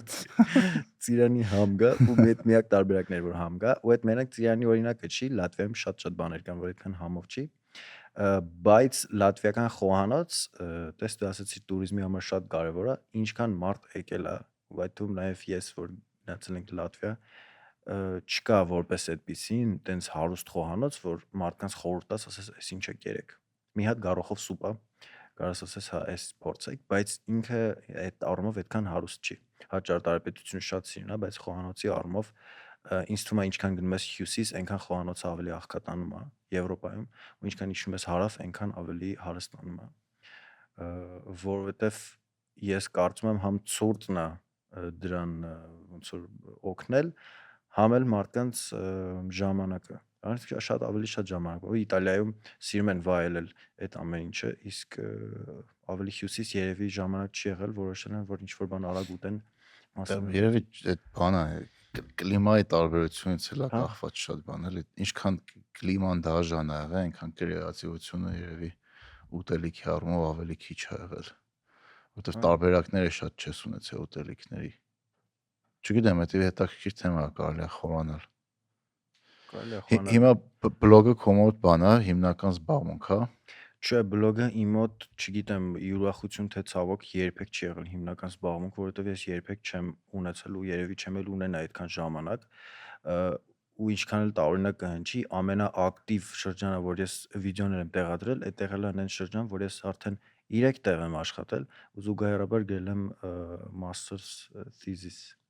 Այդ շատ բարդ շրջան էր, 2-3 ժամ էի գիշերները քնում, բայց անում էի, որովհետև այդ ռիթմի մեջ էի ընկել։ Հետո երբ որ այդ ռիթմից դուրս ես գալիս ու ինչ որ ալարկոտություն ա քո մոտ առաջանում, շատ ավելի դժվարանում ես մի բան անես, իսկ երբ որ ռիթմի մեջ ես 4 էլ կանես, 5 էլ կանես, բայց ինքը հիմնական զբաղմունք չի, ավելի շատ հոբի է ու շատ հավես է ուղղակի։ Ես այնքան մարդու հետ եմ ծանոթացել networking-ի համար մի հատ հրաշալի պլատֆորմ է, հենց նույնը քեզ եմ ճանաչել, շատ մեծ պլյուս է ու լիքը շատ լավ մարդկանց, թե մասնագիտական ինչ որ առումով, թե շատ հետաքրքիր, թե ինֆորմացիոն առումով, թե որպես շատ լավ ընկերներ, ու բացի այդ, չգիտեմ, հավես է։ Իսկ փող աշխատում ես։ Փող աշխատում եմ, Բլոգովի նկատի։ այո, բլոգ Ռեստորանում եւ ջրի չես Չէ, աշխատել։ ռեստորանում ջրի չեմ աշխատում, ռեստորանն էլ է կարելի ասել ինչ որ sense հոբիի պես բան, որովհետև մի 2 մաքսիմումը 3 օրն է, 3 օրը այդ դաժե կարող է շատ է, որ ես աշխատեմ ռեստորանում, փող աշխատում եմ բլոգով, բնականաբար աշխատում եմ գովազդային համագործակցություններից, աշխատում եմ քիչ իրականում, եթե համեմատենք, ես ենթադրում եմ, ես ոչ մեկից չեմ հարցել, բայց ենթադրում եմ, որ եթե համեմատեմ մյուս բլոգերների հետ, շատ ավելի քիչ եմ աշխատում, որովհետև շատ բաներ կան, որ ես չեմ կարող գովազդեմ, ինձ շատ ա եղել ինչ որ առաջարկներ, որ ես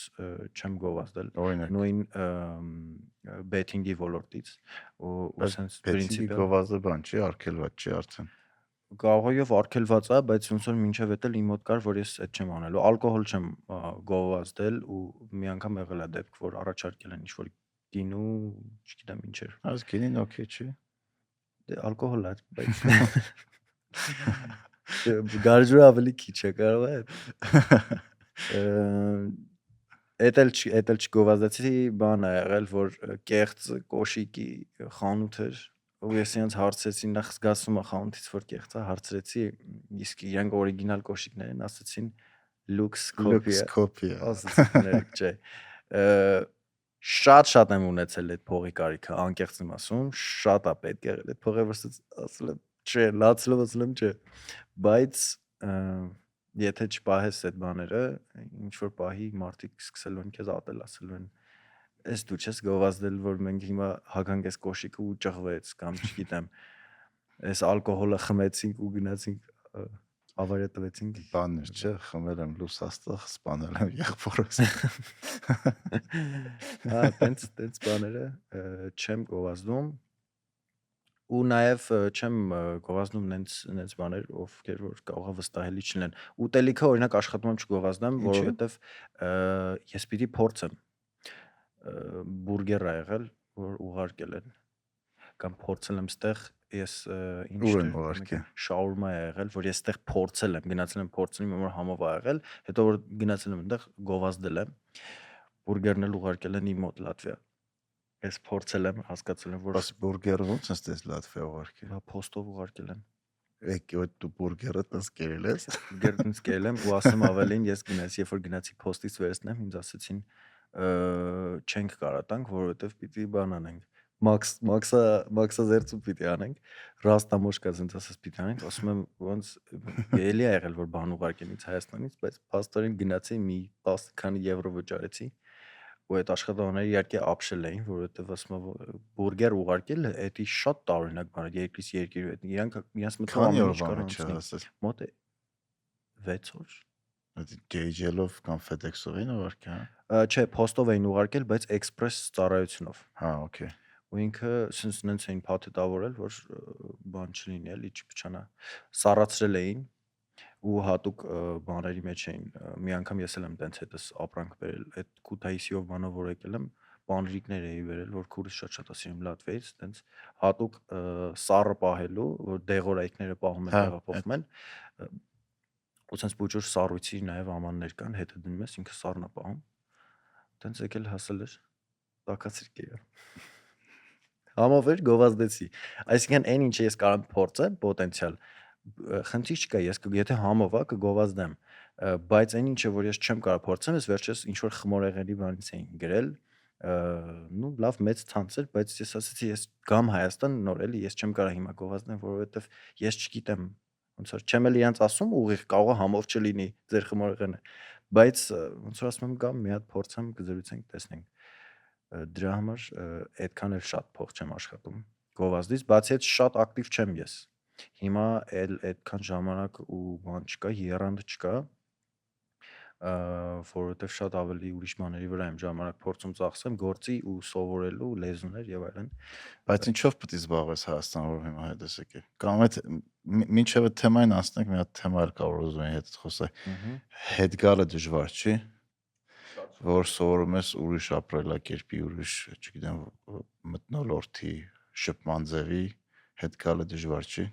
Շատ դժվար է ու ես էդ էի ասում, որ վերջին մի 3-4 տարին ինձ հոգեպես ու նաև ֆիզիկապես պատրաստում եմ, որ Քանի տարի մնացիր ընդհանուր։ ընդհանուր, եթե ամբողջը հաշվենք, սեպտեմբերին կլինի 9, 17 տարեկանից գնացել եմ, որ չհաշվեն մարդիկ, միանգամից ասեմ 26 եմ։ Կլինի 9, բայց ոնց որ բաներով էլի արանքը տեղ ա եղել, ես մոտ մի 5 ամիս Բանակիդ հարցը։ Բանակից հարցը հիմա կարող է բան հնչի, տարօրինակ հնչի, ես վաղը գնալու եմ վայենկոմատ, որովհետև մինչև հիմա բանակի հարց ունեմ, ազատված եմ իրականում բանակից, բայց վերջին ստուգումն է, պիտի անցնեմ ու վերջ այդ հարցերով 4 հատ պոշկա ունես։ 4 հատ դիվիժն 4-ը ճիշտ էր, ոչ թե բա այդ հարցերով պիտի ազատվեմ, ու ես ենթադրում եմ, որ պիտի ազատվեմ, who knows, I guess we never know, բայց Բանը կարող չազատեմ բլոգերի նկարել 30 օր իմ հետ պոստերում 30 օր իմ պոստերում մեկ էլ հիշում եք ժողովուրդ են բասեին, որ չթողեցին էդ էլ քանի վիդեո եմ նկարում բարձրաձայն եմ, բայց հիմա բանակը դարձել 1.5 տարի, չէ։ Կես տարի վիդեո չեմ գցի, մենակ 1.5 գցեմ։ Բանակի էդ է հարցը, բայց տեղափոխության առումով ճիշտ է շատ դժվար է, որովհետև այս նույն ստրեսը, որ դու ստանում ես նույն մեքենա վարելուց, թեկուզ տրանսպորտից օգտվելուց, թեկուզ բյուրոկրատիան, աբսուրդ է, ես անցած տարի այստեղ պասպորտ եմ փոխել ու պասպորտս լրանում էր, ես անցած տարի այստեղի պասպորտ փոխեցի։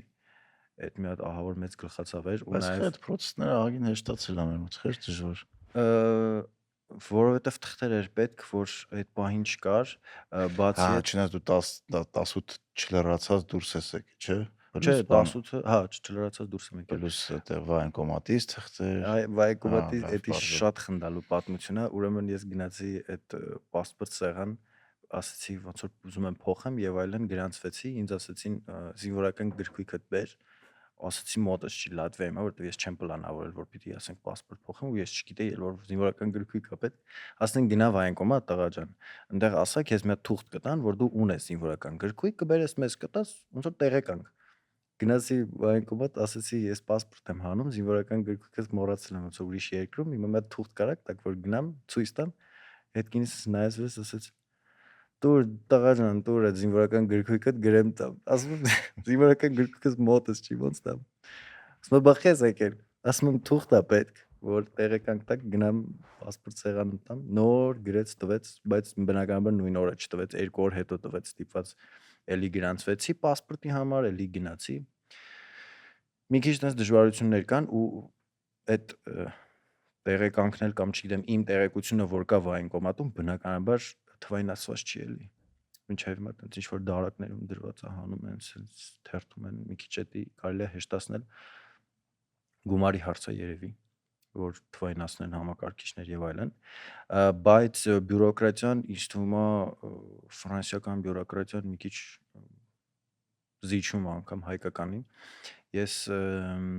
իմ վարորդական վկայականն էի պրավ են, sense ասած ուզում էի լատվիական փոխեի, որովհետեւ շատ են կանգնացնում պրոստը ստուգելու էլի,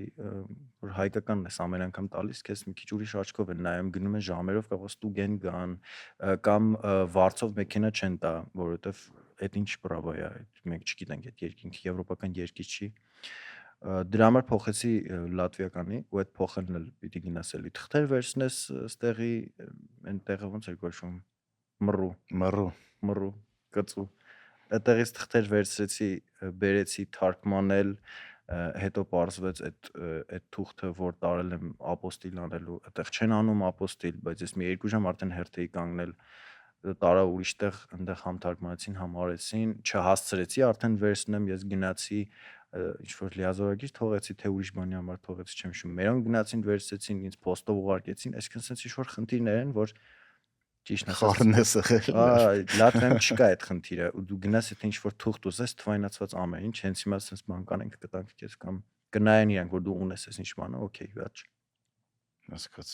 մի քիչ ավելի հեշտ է։ Բյուրոկրատիայի առումով դժվար է Հայաստան տեղափոխվելը, բայց ես ինձ պատրաստում եմ դրան, ցենց կամաց փոքր-փոքր խնդիրների դոզա ստանալով արդեն հակամարմիններ եմ էլի ձեռք բերում։ Բացի այդ մտածողության առումով է դժվար, որովհետև դե բնականաբար դրսում ավելի տոլերանտ են մարդիկ, իսկ ստեղ ավելի կոնսերվատիվ են։ Ես կարծում եմ, բայց այդ կամաց ոնց որ տեղափոխվում է, կամաց կոտրվում է այդ կարծրատիպերը։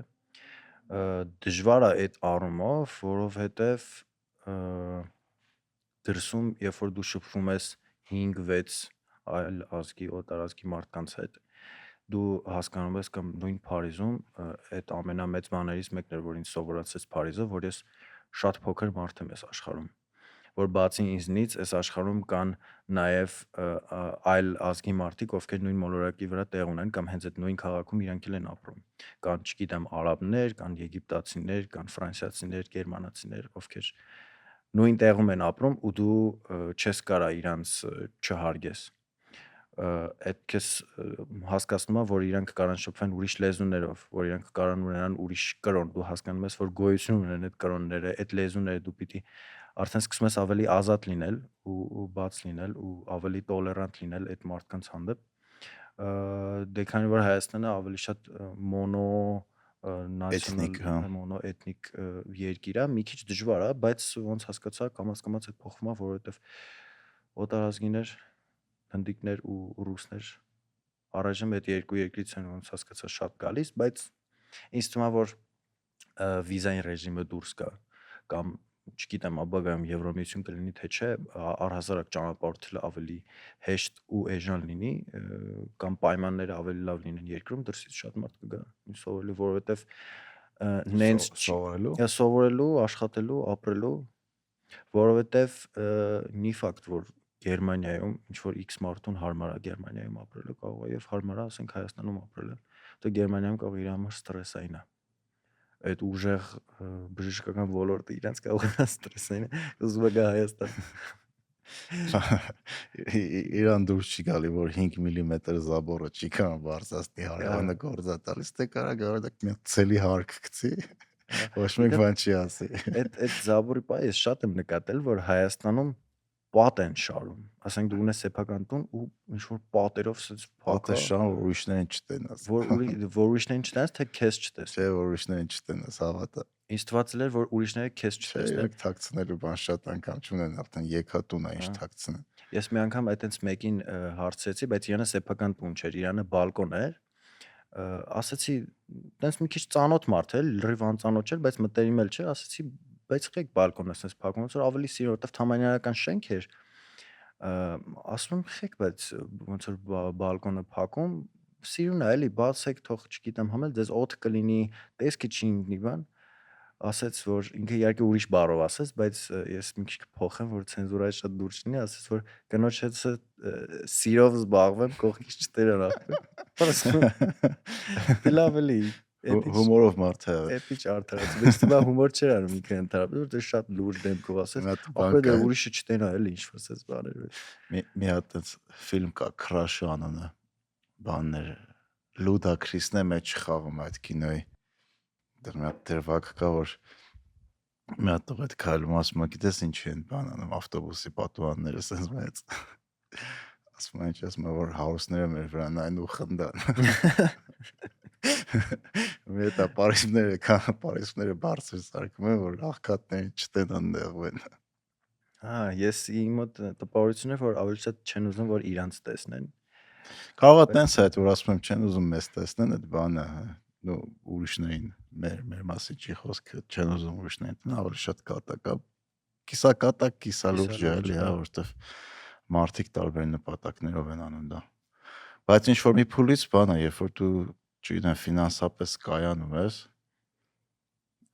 հարստանում ես, ֆինանսապես կանալ չէ, որտեվ շատերս ենք ֆինանսապես քիչից շատից կայացը, մարդիկ երբ որ հարստանում են ու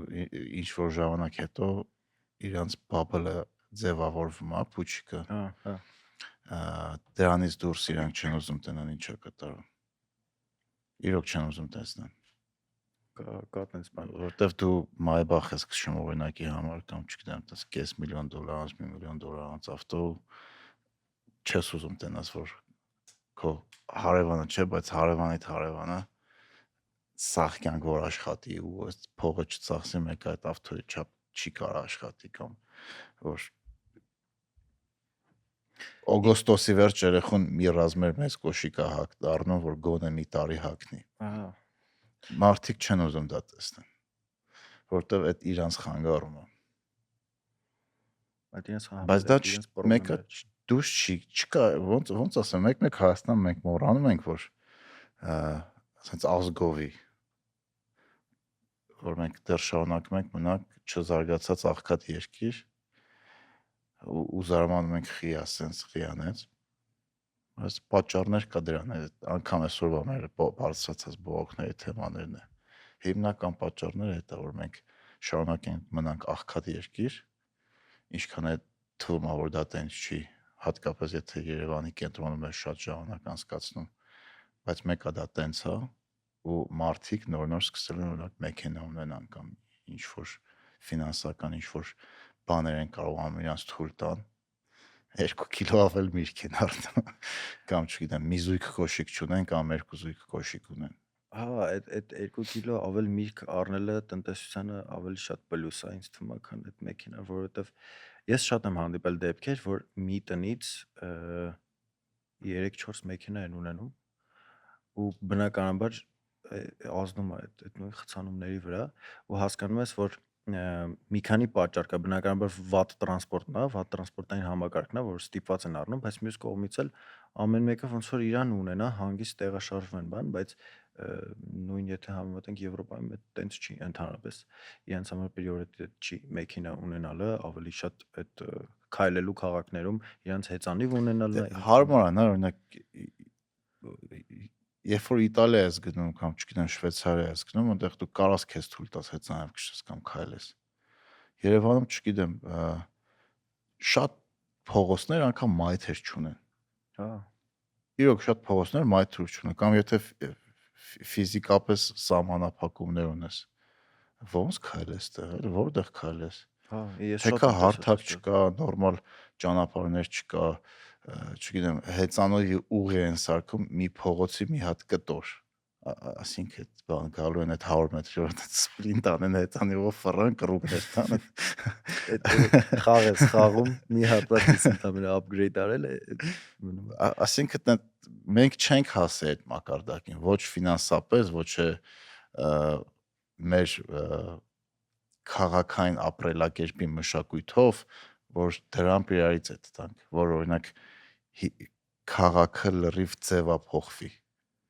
ու մարդիկ գնան մյուս ընտրություններին է քեզ ընտրեն, բայց դու ստիպել ես իր ավտոյից դուրս գա, իսկ հայ տղամարդկանց մի զգալի հատված իրենց ավտոն ավելի շատ են սիրում, քան ընտանիքի անդամների։ Այդ իրականությունն է։ Այդ ավտոյի ես շատ եմ տեսել ավտոներ, որ ինչ որ ահռելի քանակության փող են դրել ավտոյի վրա, որ չգիտեմ, ինչ որ ուրիշ ձև սարքեն, բայց այդ ավտոն կարող է մի 4000 եվրո արժել։ Լսի, այդ ամեն մեկի ընտրությունն է, ով ինչ ուզում է թողանի, բայց պետք է քաղաքում կանոններ լինի, որ նորմալ մարդկանց շահերը պաշտպանվի։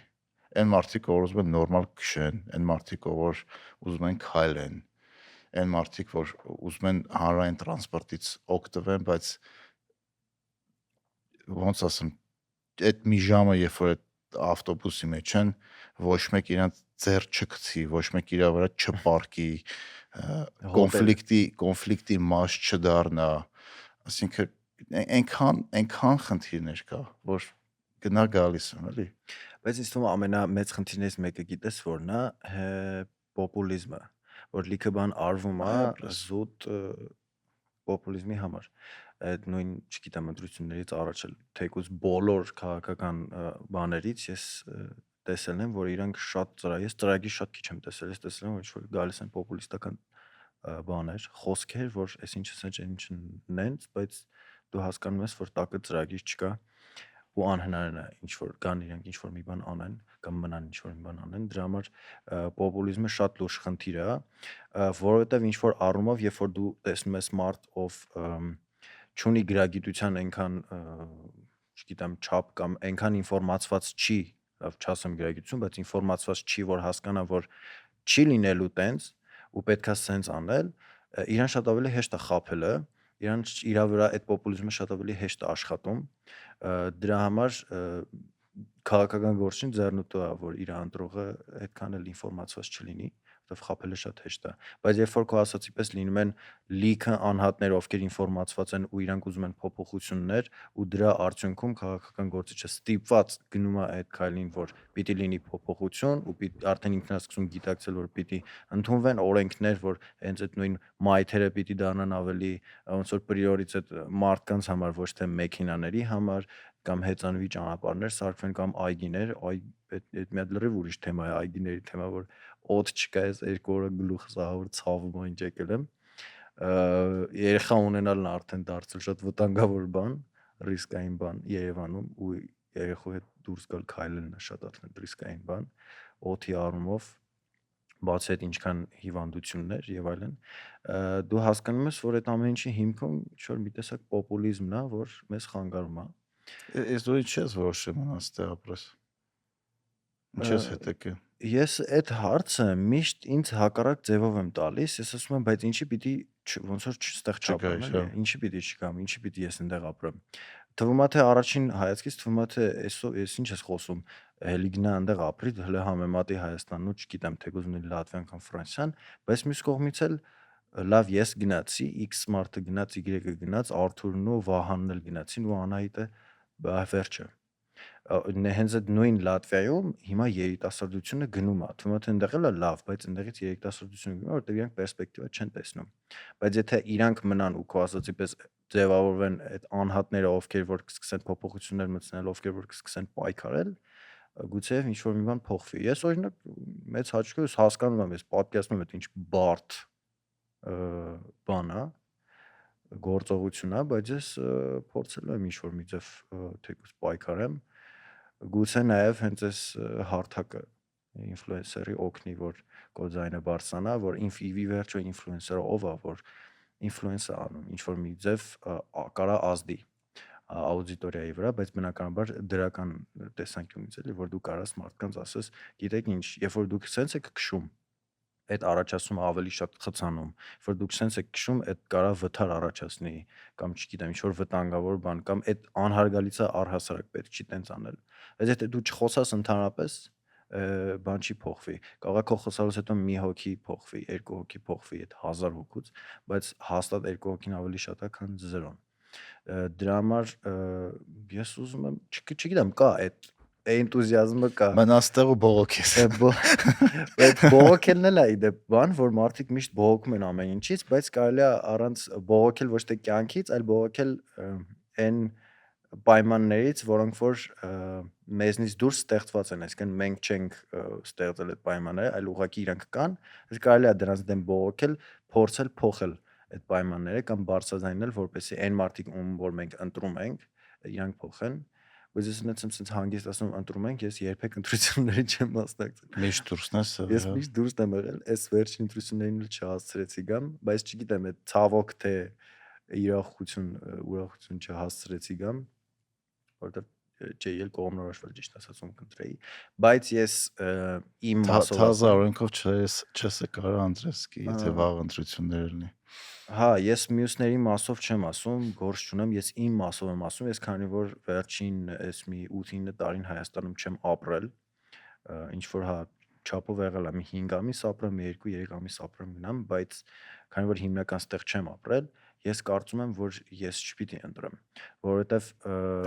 եթե ես տեղափոխվում եմ, ես պատրաստվում եմ տեղափոխվում, օքեյ, գալիս եմ ընտրում եմ, բայց եթե ես մարդ եմ, ով չի ապրել ընդհանրապես տեղ,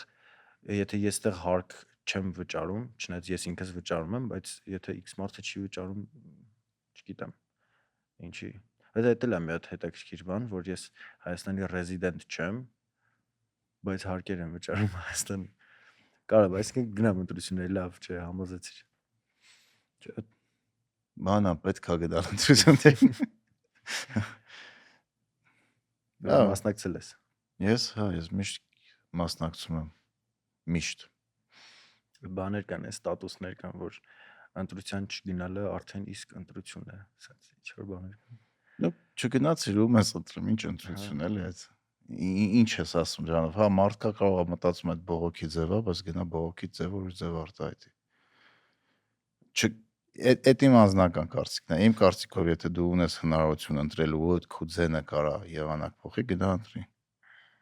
Եթե հա դու Ռուսաստանում ես ապրում ու գնաս ընտրես վերջին Պուտինա դառնալու։ հա, այդ բառականերում Չգիտեմ, որ բայց այդքան դեմոկրատիա հա չկա։ ու երբ որ քո ձենը խլում են, ասինքն, չգիտեմ, քո տեղամասի ձայները ինչ որ անվավեր է ճանաչվում, դրա համար է պայքարի։ Բայց մի դեպք է, չէ՞ ոնց որ Մի տենց չէ, մի քանի տեղ քենսելացրին դրա պատճառով բանը մի կուսակցություն չանցավ։ Չգիտեմ, եթե ձեն ունես, այդ ձենը պետք է պաշտպանես։ Եթե զգում ես, որ քո ձենը խլում են, ինձ թվում է այս վերջին ընտրություններին շատ մարդիկ հասկացել են, որ դե բարձր է явքեմ։ բան է լինում։ Իրանք չեն որոշում այդքան ու ինչ որ ուրիշ մարդիկ են որոշում, դրա համար նաև այդ առումով լիքը մարդ որոշեց, որ պիտի գնա ընտրի անպայման։ Դե ինչքան շատ մարդ գնա ընտրի, այնքան կեղծելը շատ ավելի դժվար է դառնում, բայց նա չի որ անհնար է։ Ու այդ դեպքում համ կաշառքները, համ բանը, այդ ինչ են ասում, ադմինիստրատիվ ռեսուրսի ազդեցությունը փոքրանում է ընդհանուր պատկերի վրա։ Այսինքն մեկը շատ գնալը օգուտ է։ Ես ես վերջերս մտածում էի, որ օրինակ Էստոնիայում դու կարաս on-line տարբերակով արդեն քվեարկես, որովհետև Էստոնիան շատ զարգացած է տեխնոլոգիական ոլորտում, բայց փորձեցի այդ մի հատ պրոյեկտ եմ Հայաստանի վրա ինչքանով հնարավոր կլինի։ Ինձ թվում է առաջիկա մի 10 տարին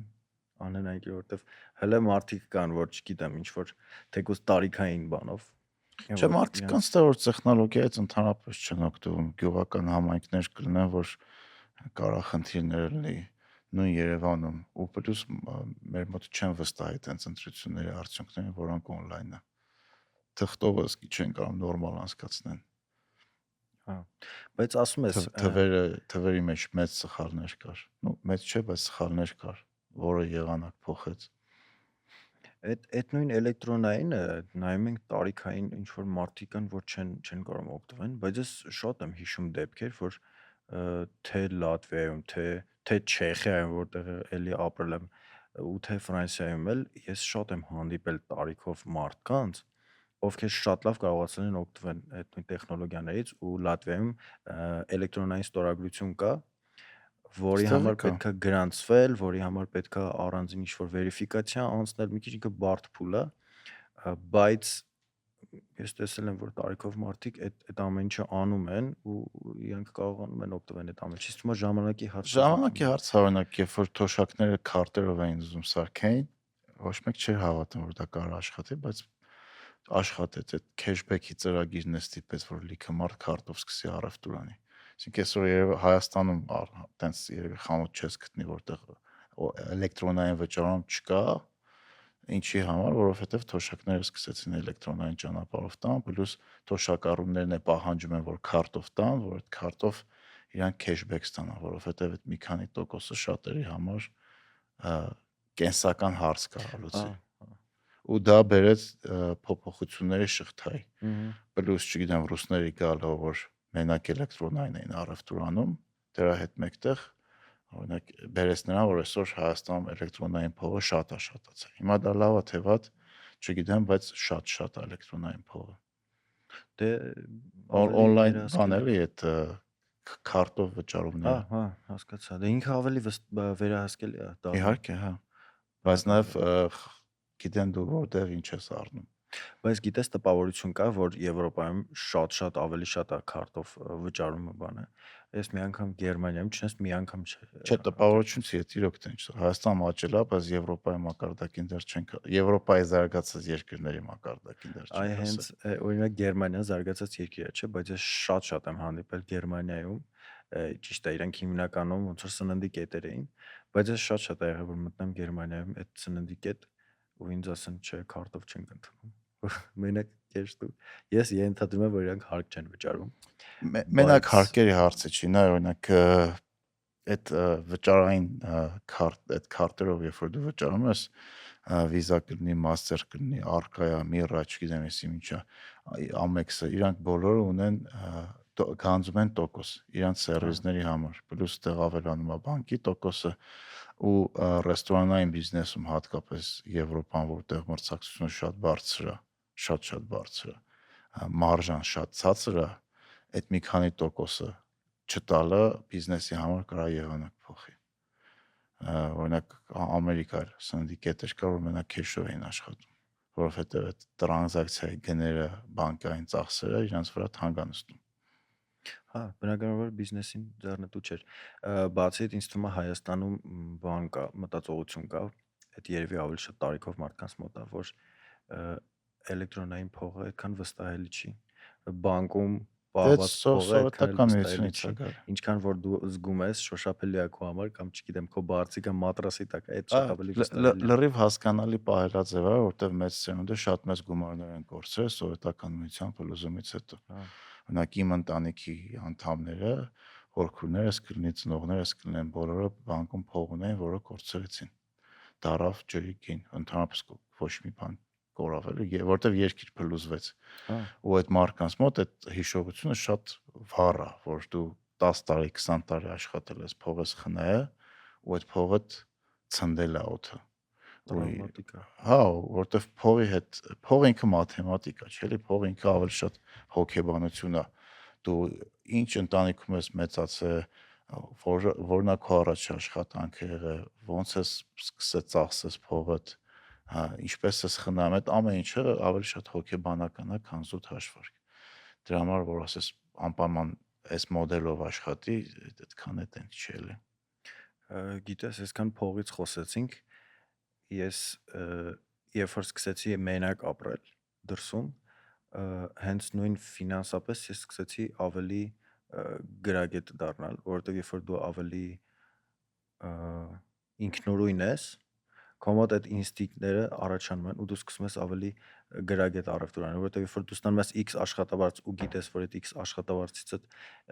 ինչ որ չափը վճարեցիր տանվարձ, ինչ որ չափը վճարեցիր կոմունալ, որովհետև դու այլևս առանձին ես ապրում ու ինչ որ չափը ծախսեցիր ու տակը գումար չմնաց, դու հասկանում ես, որ օքեյ, այդ ամիս քեզ շատ դժվար է լինելու, բայց մյուս ամսվանից սկսած դու արդեն սկսում ես այնց հաշվարկով այդ ամեն ինչը անել, որ ինչ որ պահի չգաս կանգնես վատ իրավիճակում կամ կոտրած տաշտակի առջև։ Դրա համար ֆինանսապես էլ ես դու սկսում ավելի ինքնուրույն լինել։ Ես Երևանում շատ քիչ գիտեմ մարդկանց, ովքեր որ առանձին են ապրում, բայց ես շատ կուզեմ, ես ամենասկզբում հարցրեցիր խորհուրդ կտա, հարցնես հարց տվեցիր, չէ՞, խորհուրդ կտամ մարդկանց գնալ դուրս սովորեն, շատ խորհուրդ կտամ, որովհետև նախ այդքան էլ թանկ հաճույք չի,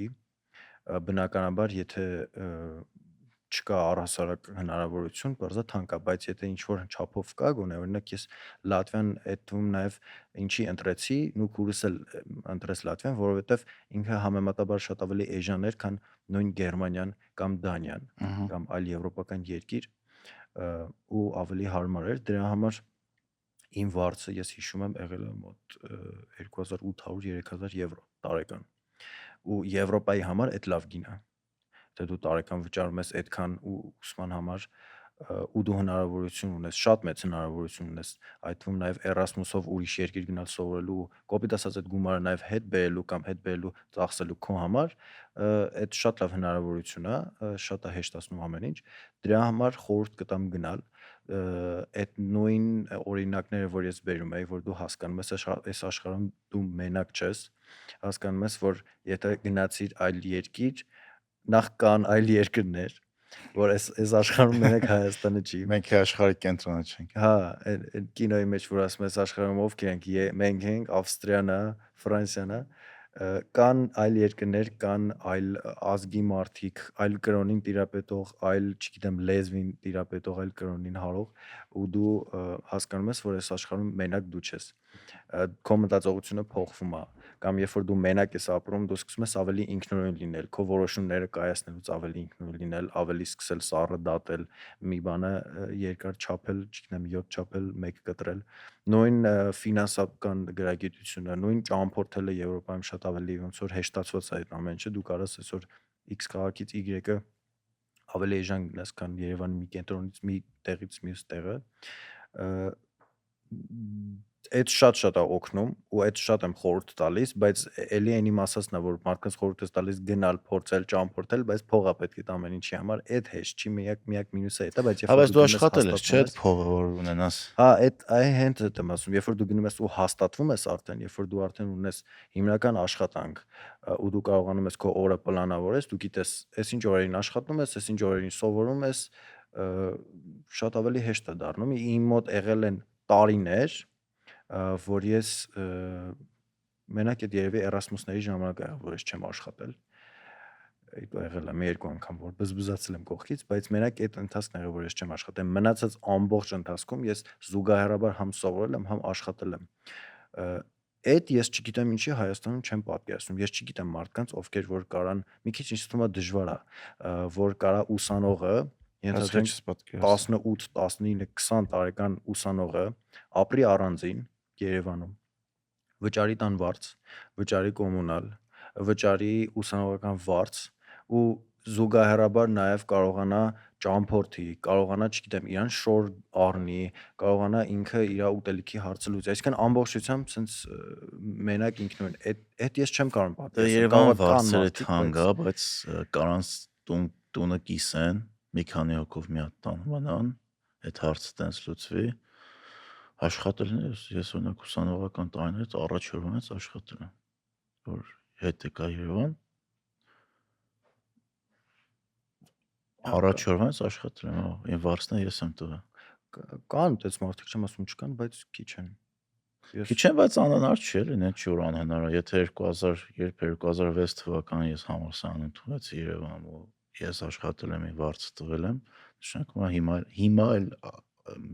շատ ավելի հեշտ է, շատ ավելի հեշտ է։ Հակառակը ավելի դժվար կլինի, քան 2006։ Չէ, որտեղ հիմա հնարավորությունները շատ ավելի շատ են։ Չնայած ճամփորդելու առումով ճամփորդելը ընդհանրապես է։ Մենք այն ժամանակ միտեղ որ գնում ենք $500-600 էր մի հատ տոմսը։ Հիմա $50 կարաս Եվրոպայի համարյա ամեն քաղաքի գնաս ուղիղ։ Այս շատ կուզեմ, որ այս վիզային ռեժիմը դուրս գա, որ արդեն առանց վիզայի լինի, որովհետև շատ եմ ուզում, որ մեր հայերը կարողանան առանց խնդրի ճանապարհորդեն, որովհետև այդ շատ բան կփոխի իրականում, երբ որ դու գնում ես։ Հետո մեկը ճանապարհորդում են էլի։ Բայց մեկը դժվարությամբ։ Հա, բայց տալիս են վիզան։ Այն ինձ թվում է այն նույն քանակը չի, ես շատ դեպք եմ ճանաչում, չեն տալիս վիզան։ Կամ տալիս են 4 օրով։ Էլի քարի ճանապարհորդել։ Երբ որ դու ունես հնարավորություն գնալ մի քանի երկիր, մի քանի քաղաք ճամփորդելու, տեսնելու, կամ նույն ապրելու, եթե դու ունես հնարավորություն, որ գնաս 3 ամիս մնաս, 90 օր, այդ մի քիչ փոխում է։ Կանոնները փոխում է։ Դու կարաս գնաս մի ամսով, դու կարաս ֆինանսապես ունենաս հնարավորություն, գնացիր մի ամսով, մնացիր Փարիզում, այդ չսպատկացնի ոնց կփոխի քո կյանքը, կդարձնի քո կյանքը մինչև Փարիզ ու Փարիզից հետո իմ ասած ձևով։ Դրա համար երբ որ դու գնաս տեսնես, որ այդ նույն, չգիտեմ, ոնց են Մյունխենում մեքենա վարում, կամ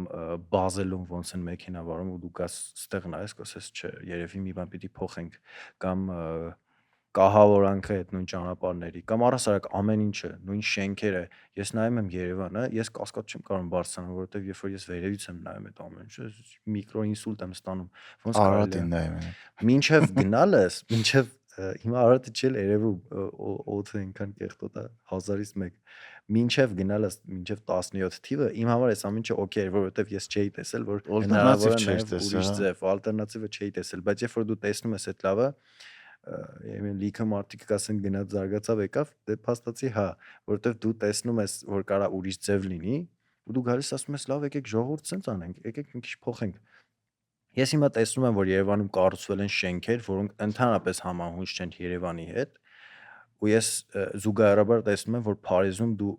ընդհանրապես իրավունք չունես, քեզ չեն թողի, քեզ կարողա, չգիտեմ, շատ լուրջ պատժեն, եթե դու հանկարծ փորձես ինչ-որ մի հատ շենք սարքես, որը որ համահունչ չի լինի այդ քաղաքի հետ։ Չէ, պատժելու հարց չի, նորմեր կա։ Ռիգայում պատժելու կամ չպատժելու հարց չի, նորմեր կա, դու այդ նորմերը չես կարող խախտես։ Քո նախագիծը ընդհանրապես չեն հաստատի, եթե քաղաքի նորմերին, policy-ներին չի համապատասխանում։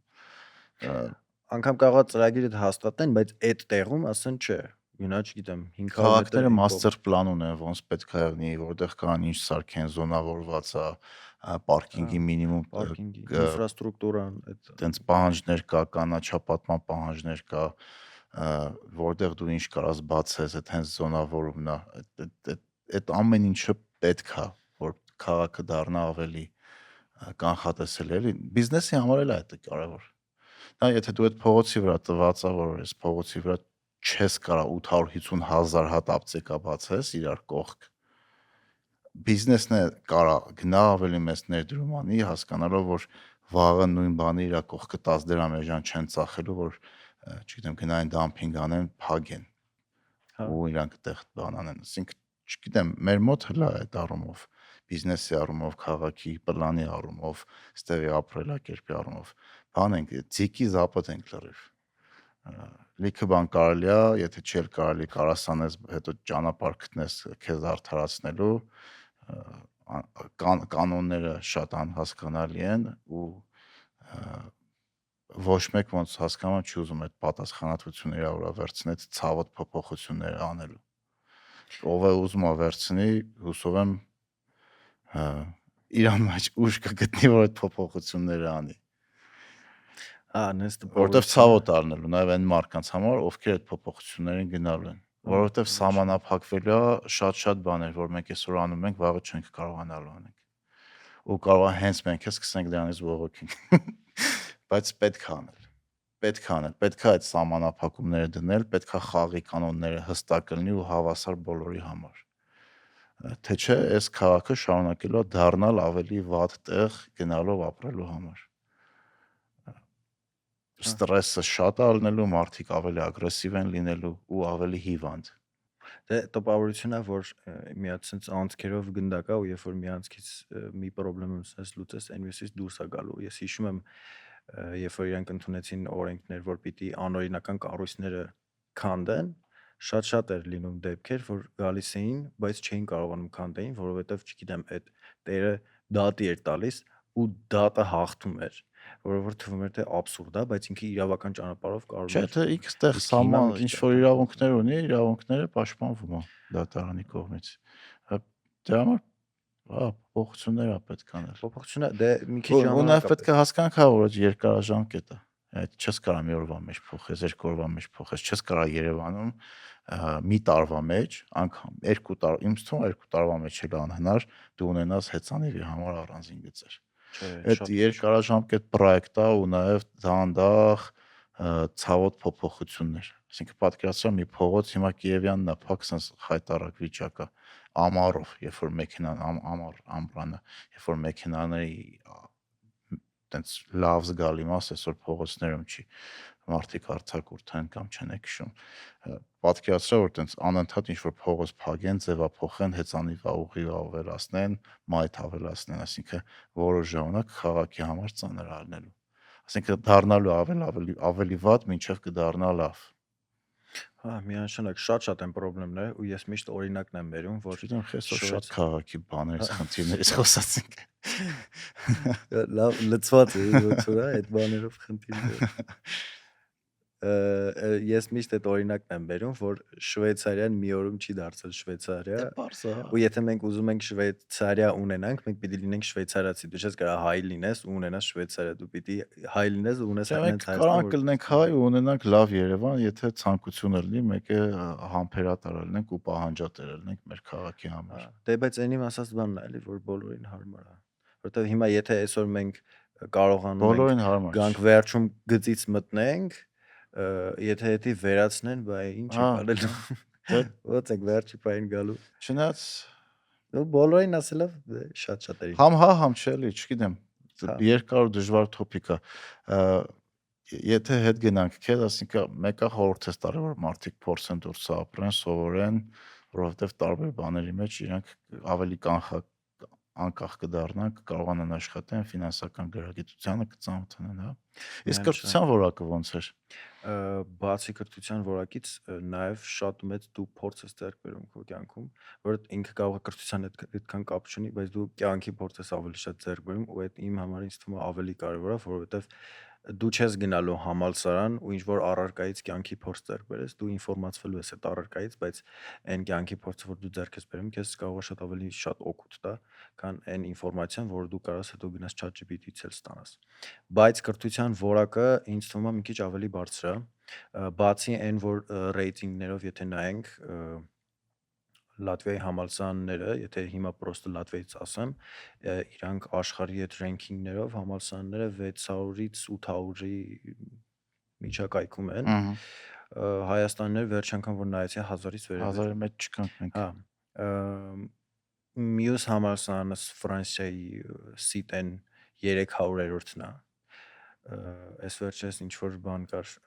ծրագիր կար, որ top 200 համալսարանների ուսանողներին հրավիրում ենք եւ այլն։ Բայց ես մտածեցի, ասացի մի րոպե, հիմա 200-երորդներ, թե 300-երորդներ, մտած դուգեցի 300-երորդներ, ասացի լավ ոչինչ։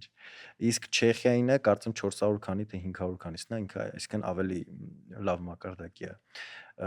Այս եթե ռենքինգներով նայենք, կրիտերիաներով այդ նայենք, բնականաբար ավելի լավ է, բացի այդ ինձ թվում է տեխնոլոգիապես ավելի հարուստ են, որովհետև ես չի եղել համալսարան, որտեղ որ ես մտնեմ ու ինչ որ տեխնիկական խնդիր լինի։ Նույն գրատախտակների հարցը, նախ կավիճով գրատախտակ ես մեր Հայաստանում եմ տեսել վերջին անգամ, երբ որ դպրոց էի գնում, էլ չկա տենց բան, շատ տեխնիկապես հարուստ են,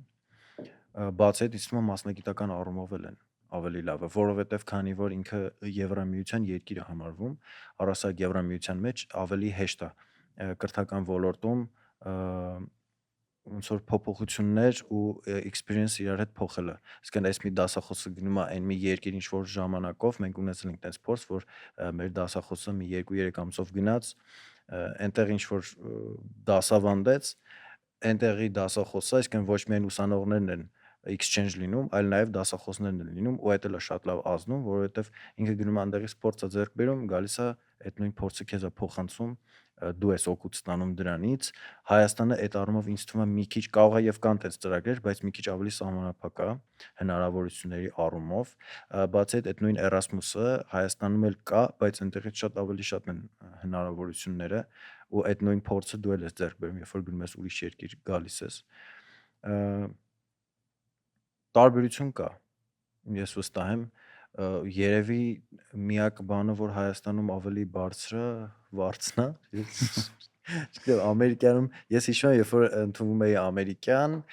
1.5 միլիոն էր վարձը, եթե ես ճիշտ եմ հիշում։ Ես էր բանը MBA-ն եմ ամերիկանում արա 4-8 միլիոն եմ տվել։ 4-8 միլիոն տարեկան։ Չէ, 2.5 տարվա համար։ 2.5 տարվա համար։ Բավականին մեծ գումար է։ Մյուս համալսարաններից տենց շատ մանրամասն տեղեր չեմ վարձերից, բայց Ավելի էժան է։ ավելի էժան է, բայց դժվար 300-400 հազար լինի, չէ՞։ Ամսական, տարեկան։ չէ, տենց 2000-ականների սկզբին տենց վարձեր չկար։ Վարձը, որ համեմատում ենք, այդ նույն Ֆրանսիայում ես շատ ունեմ ծանոթներ,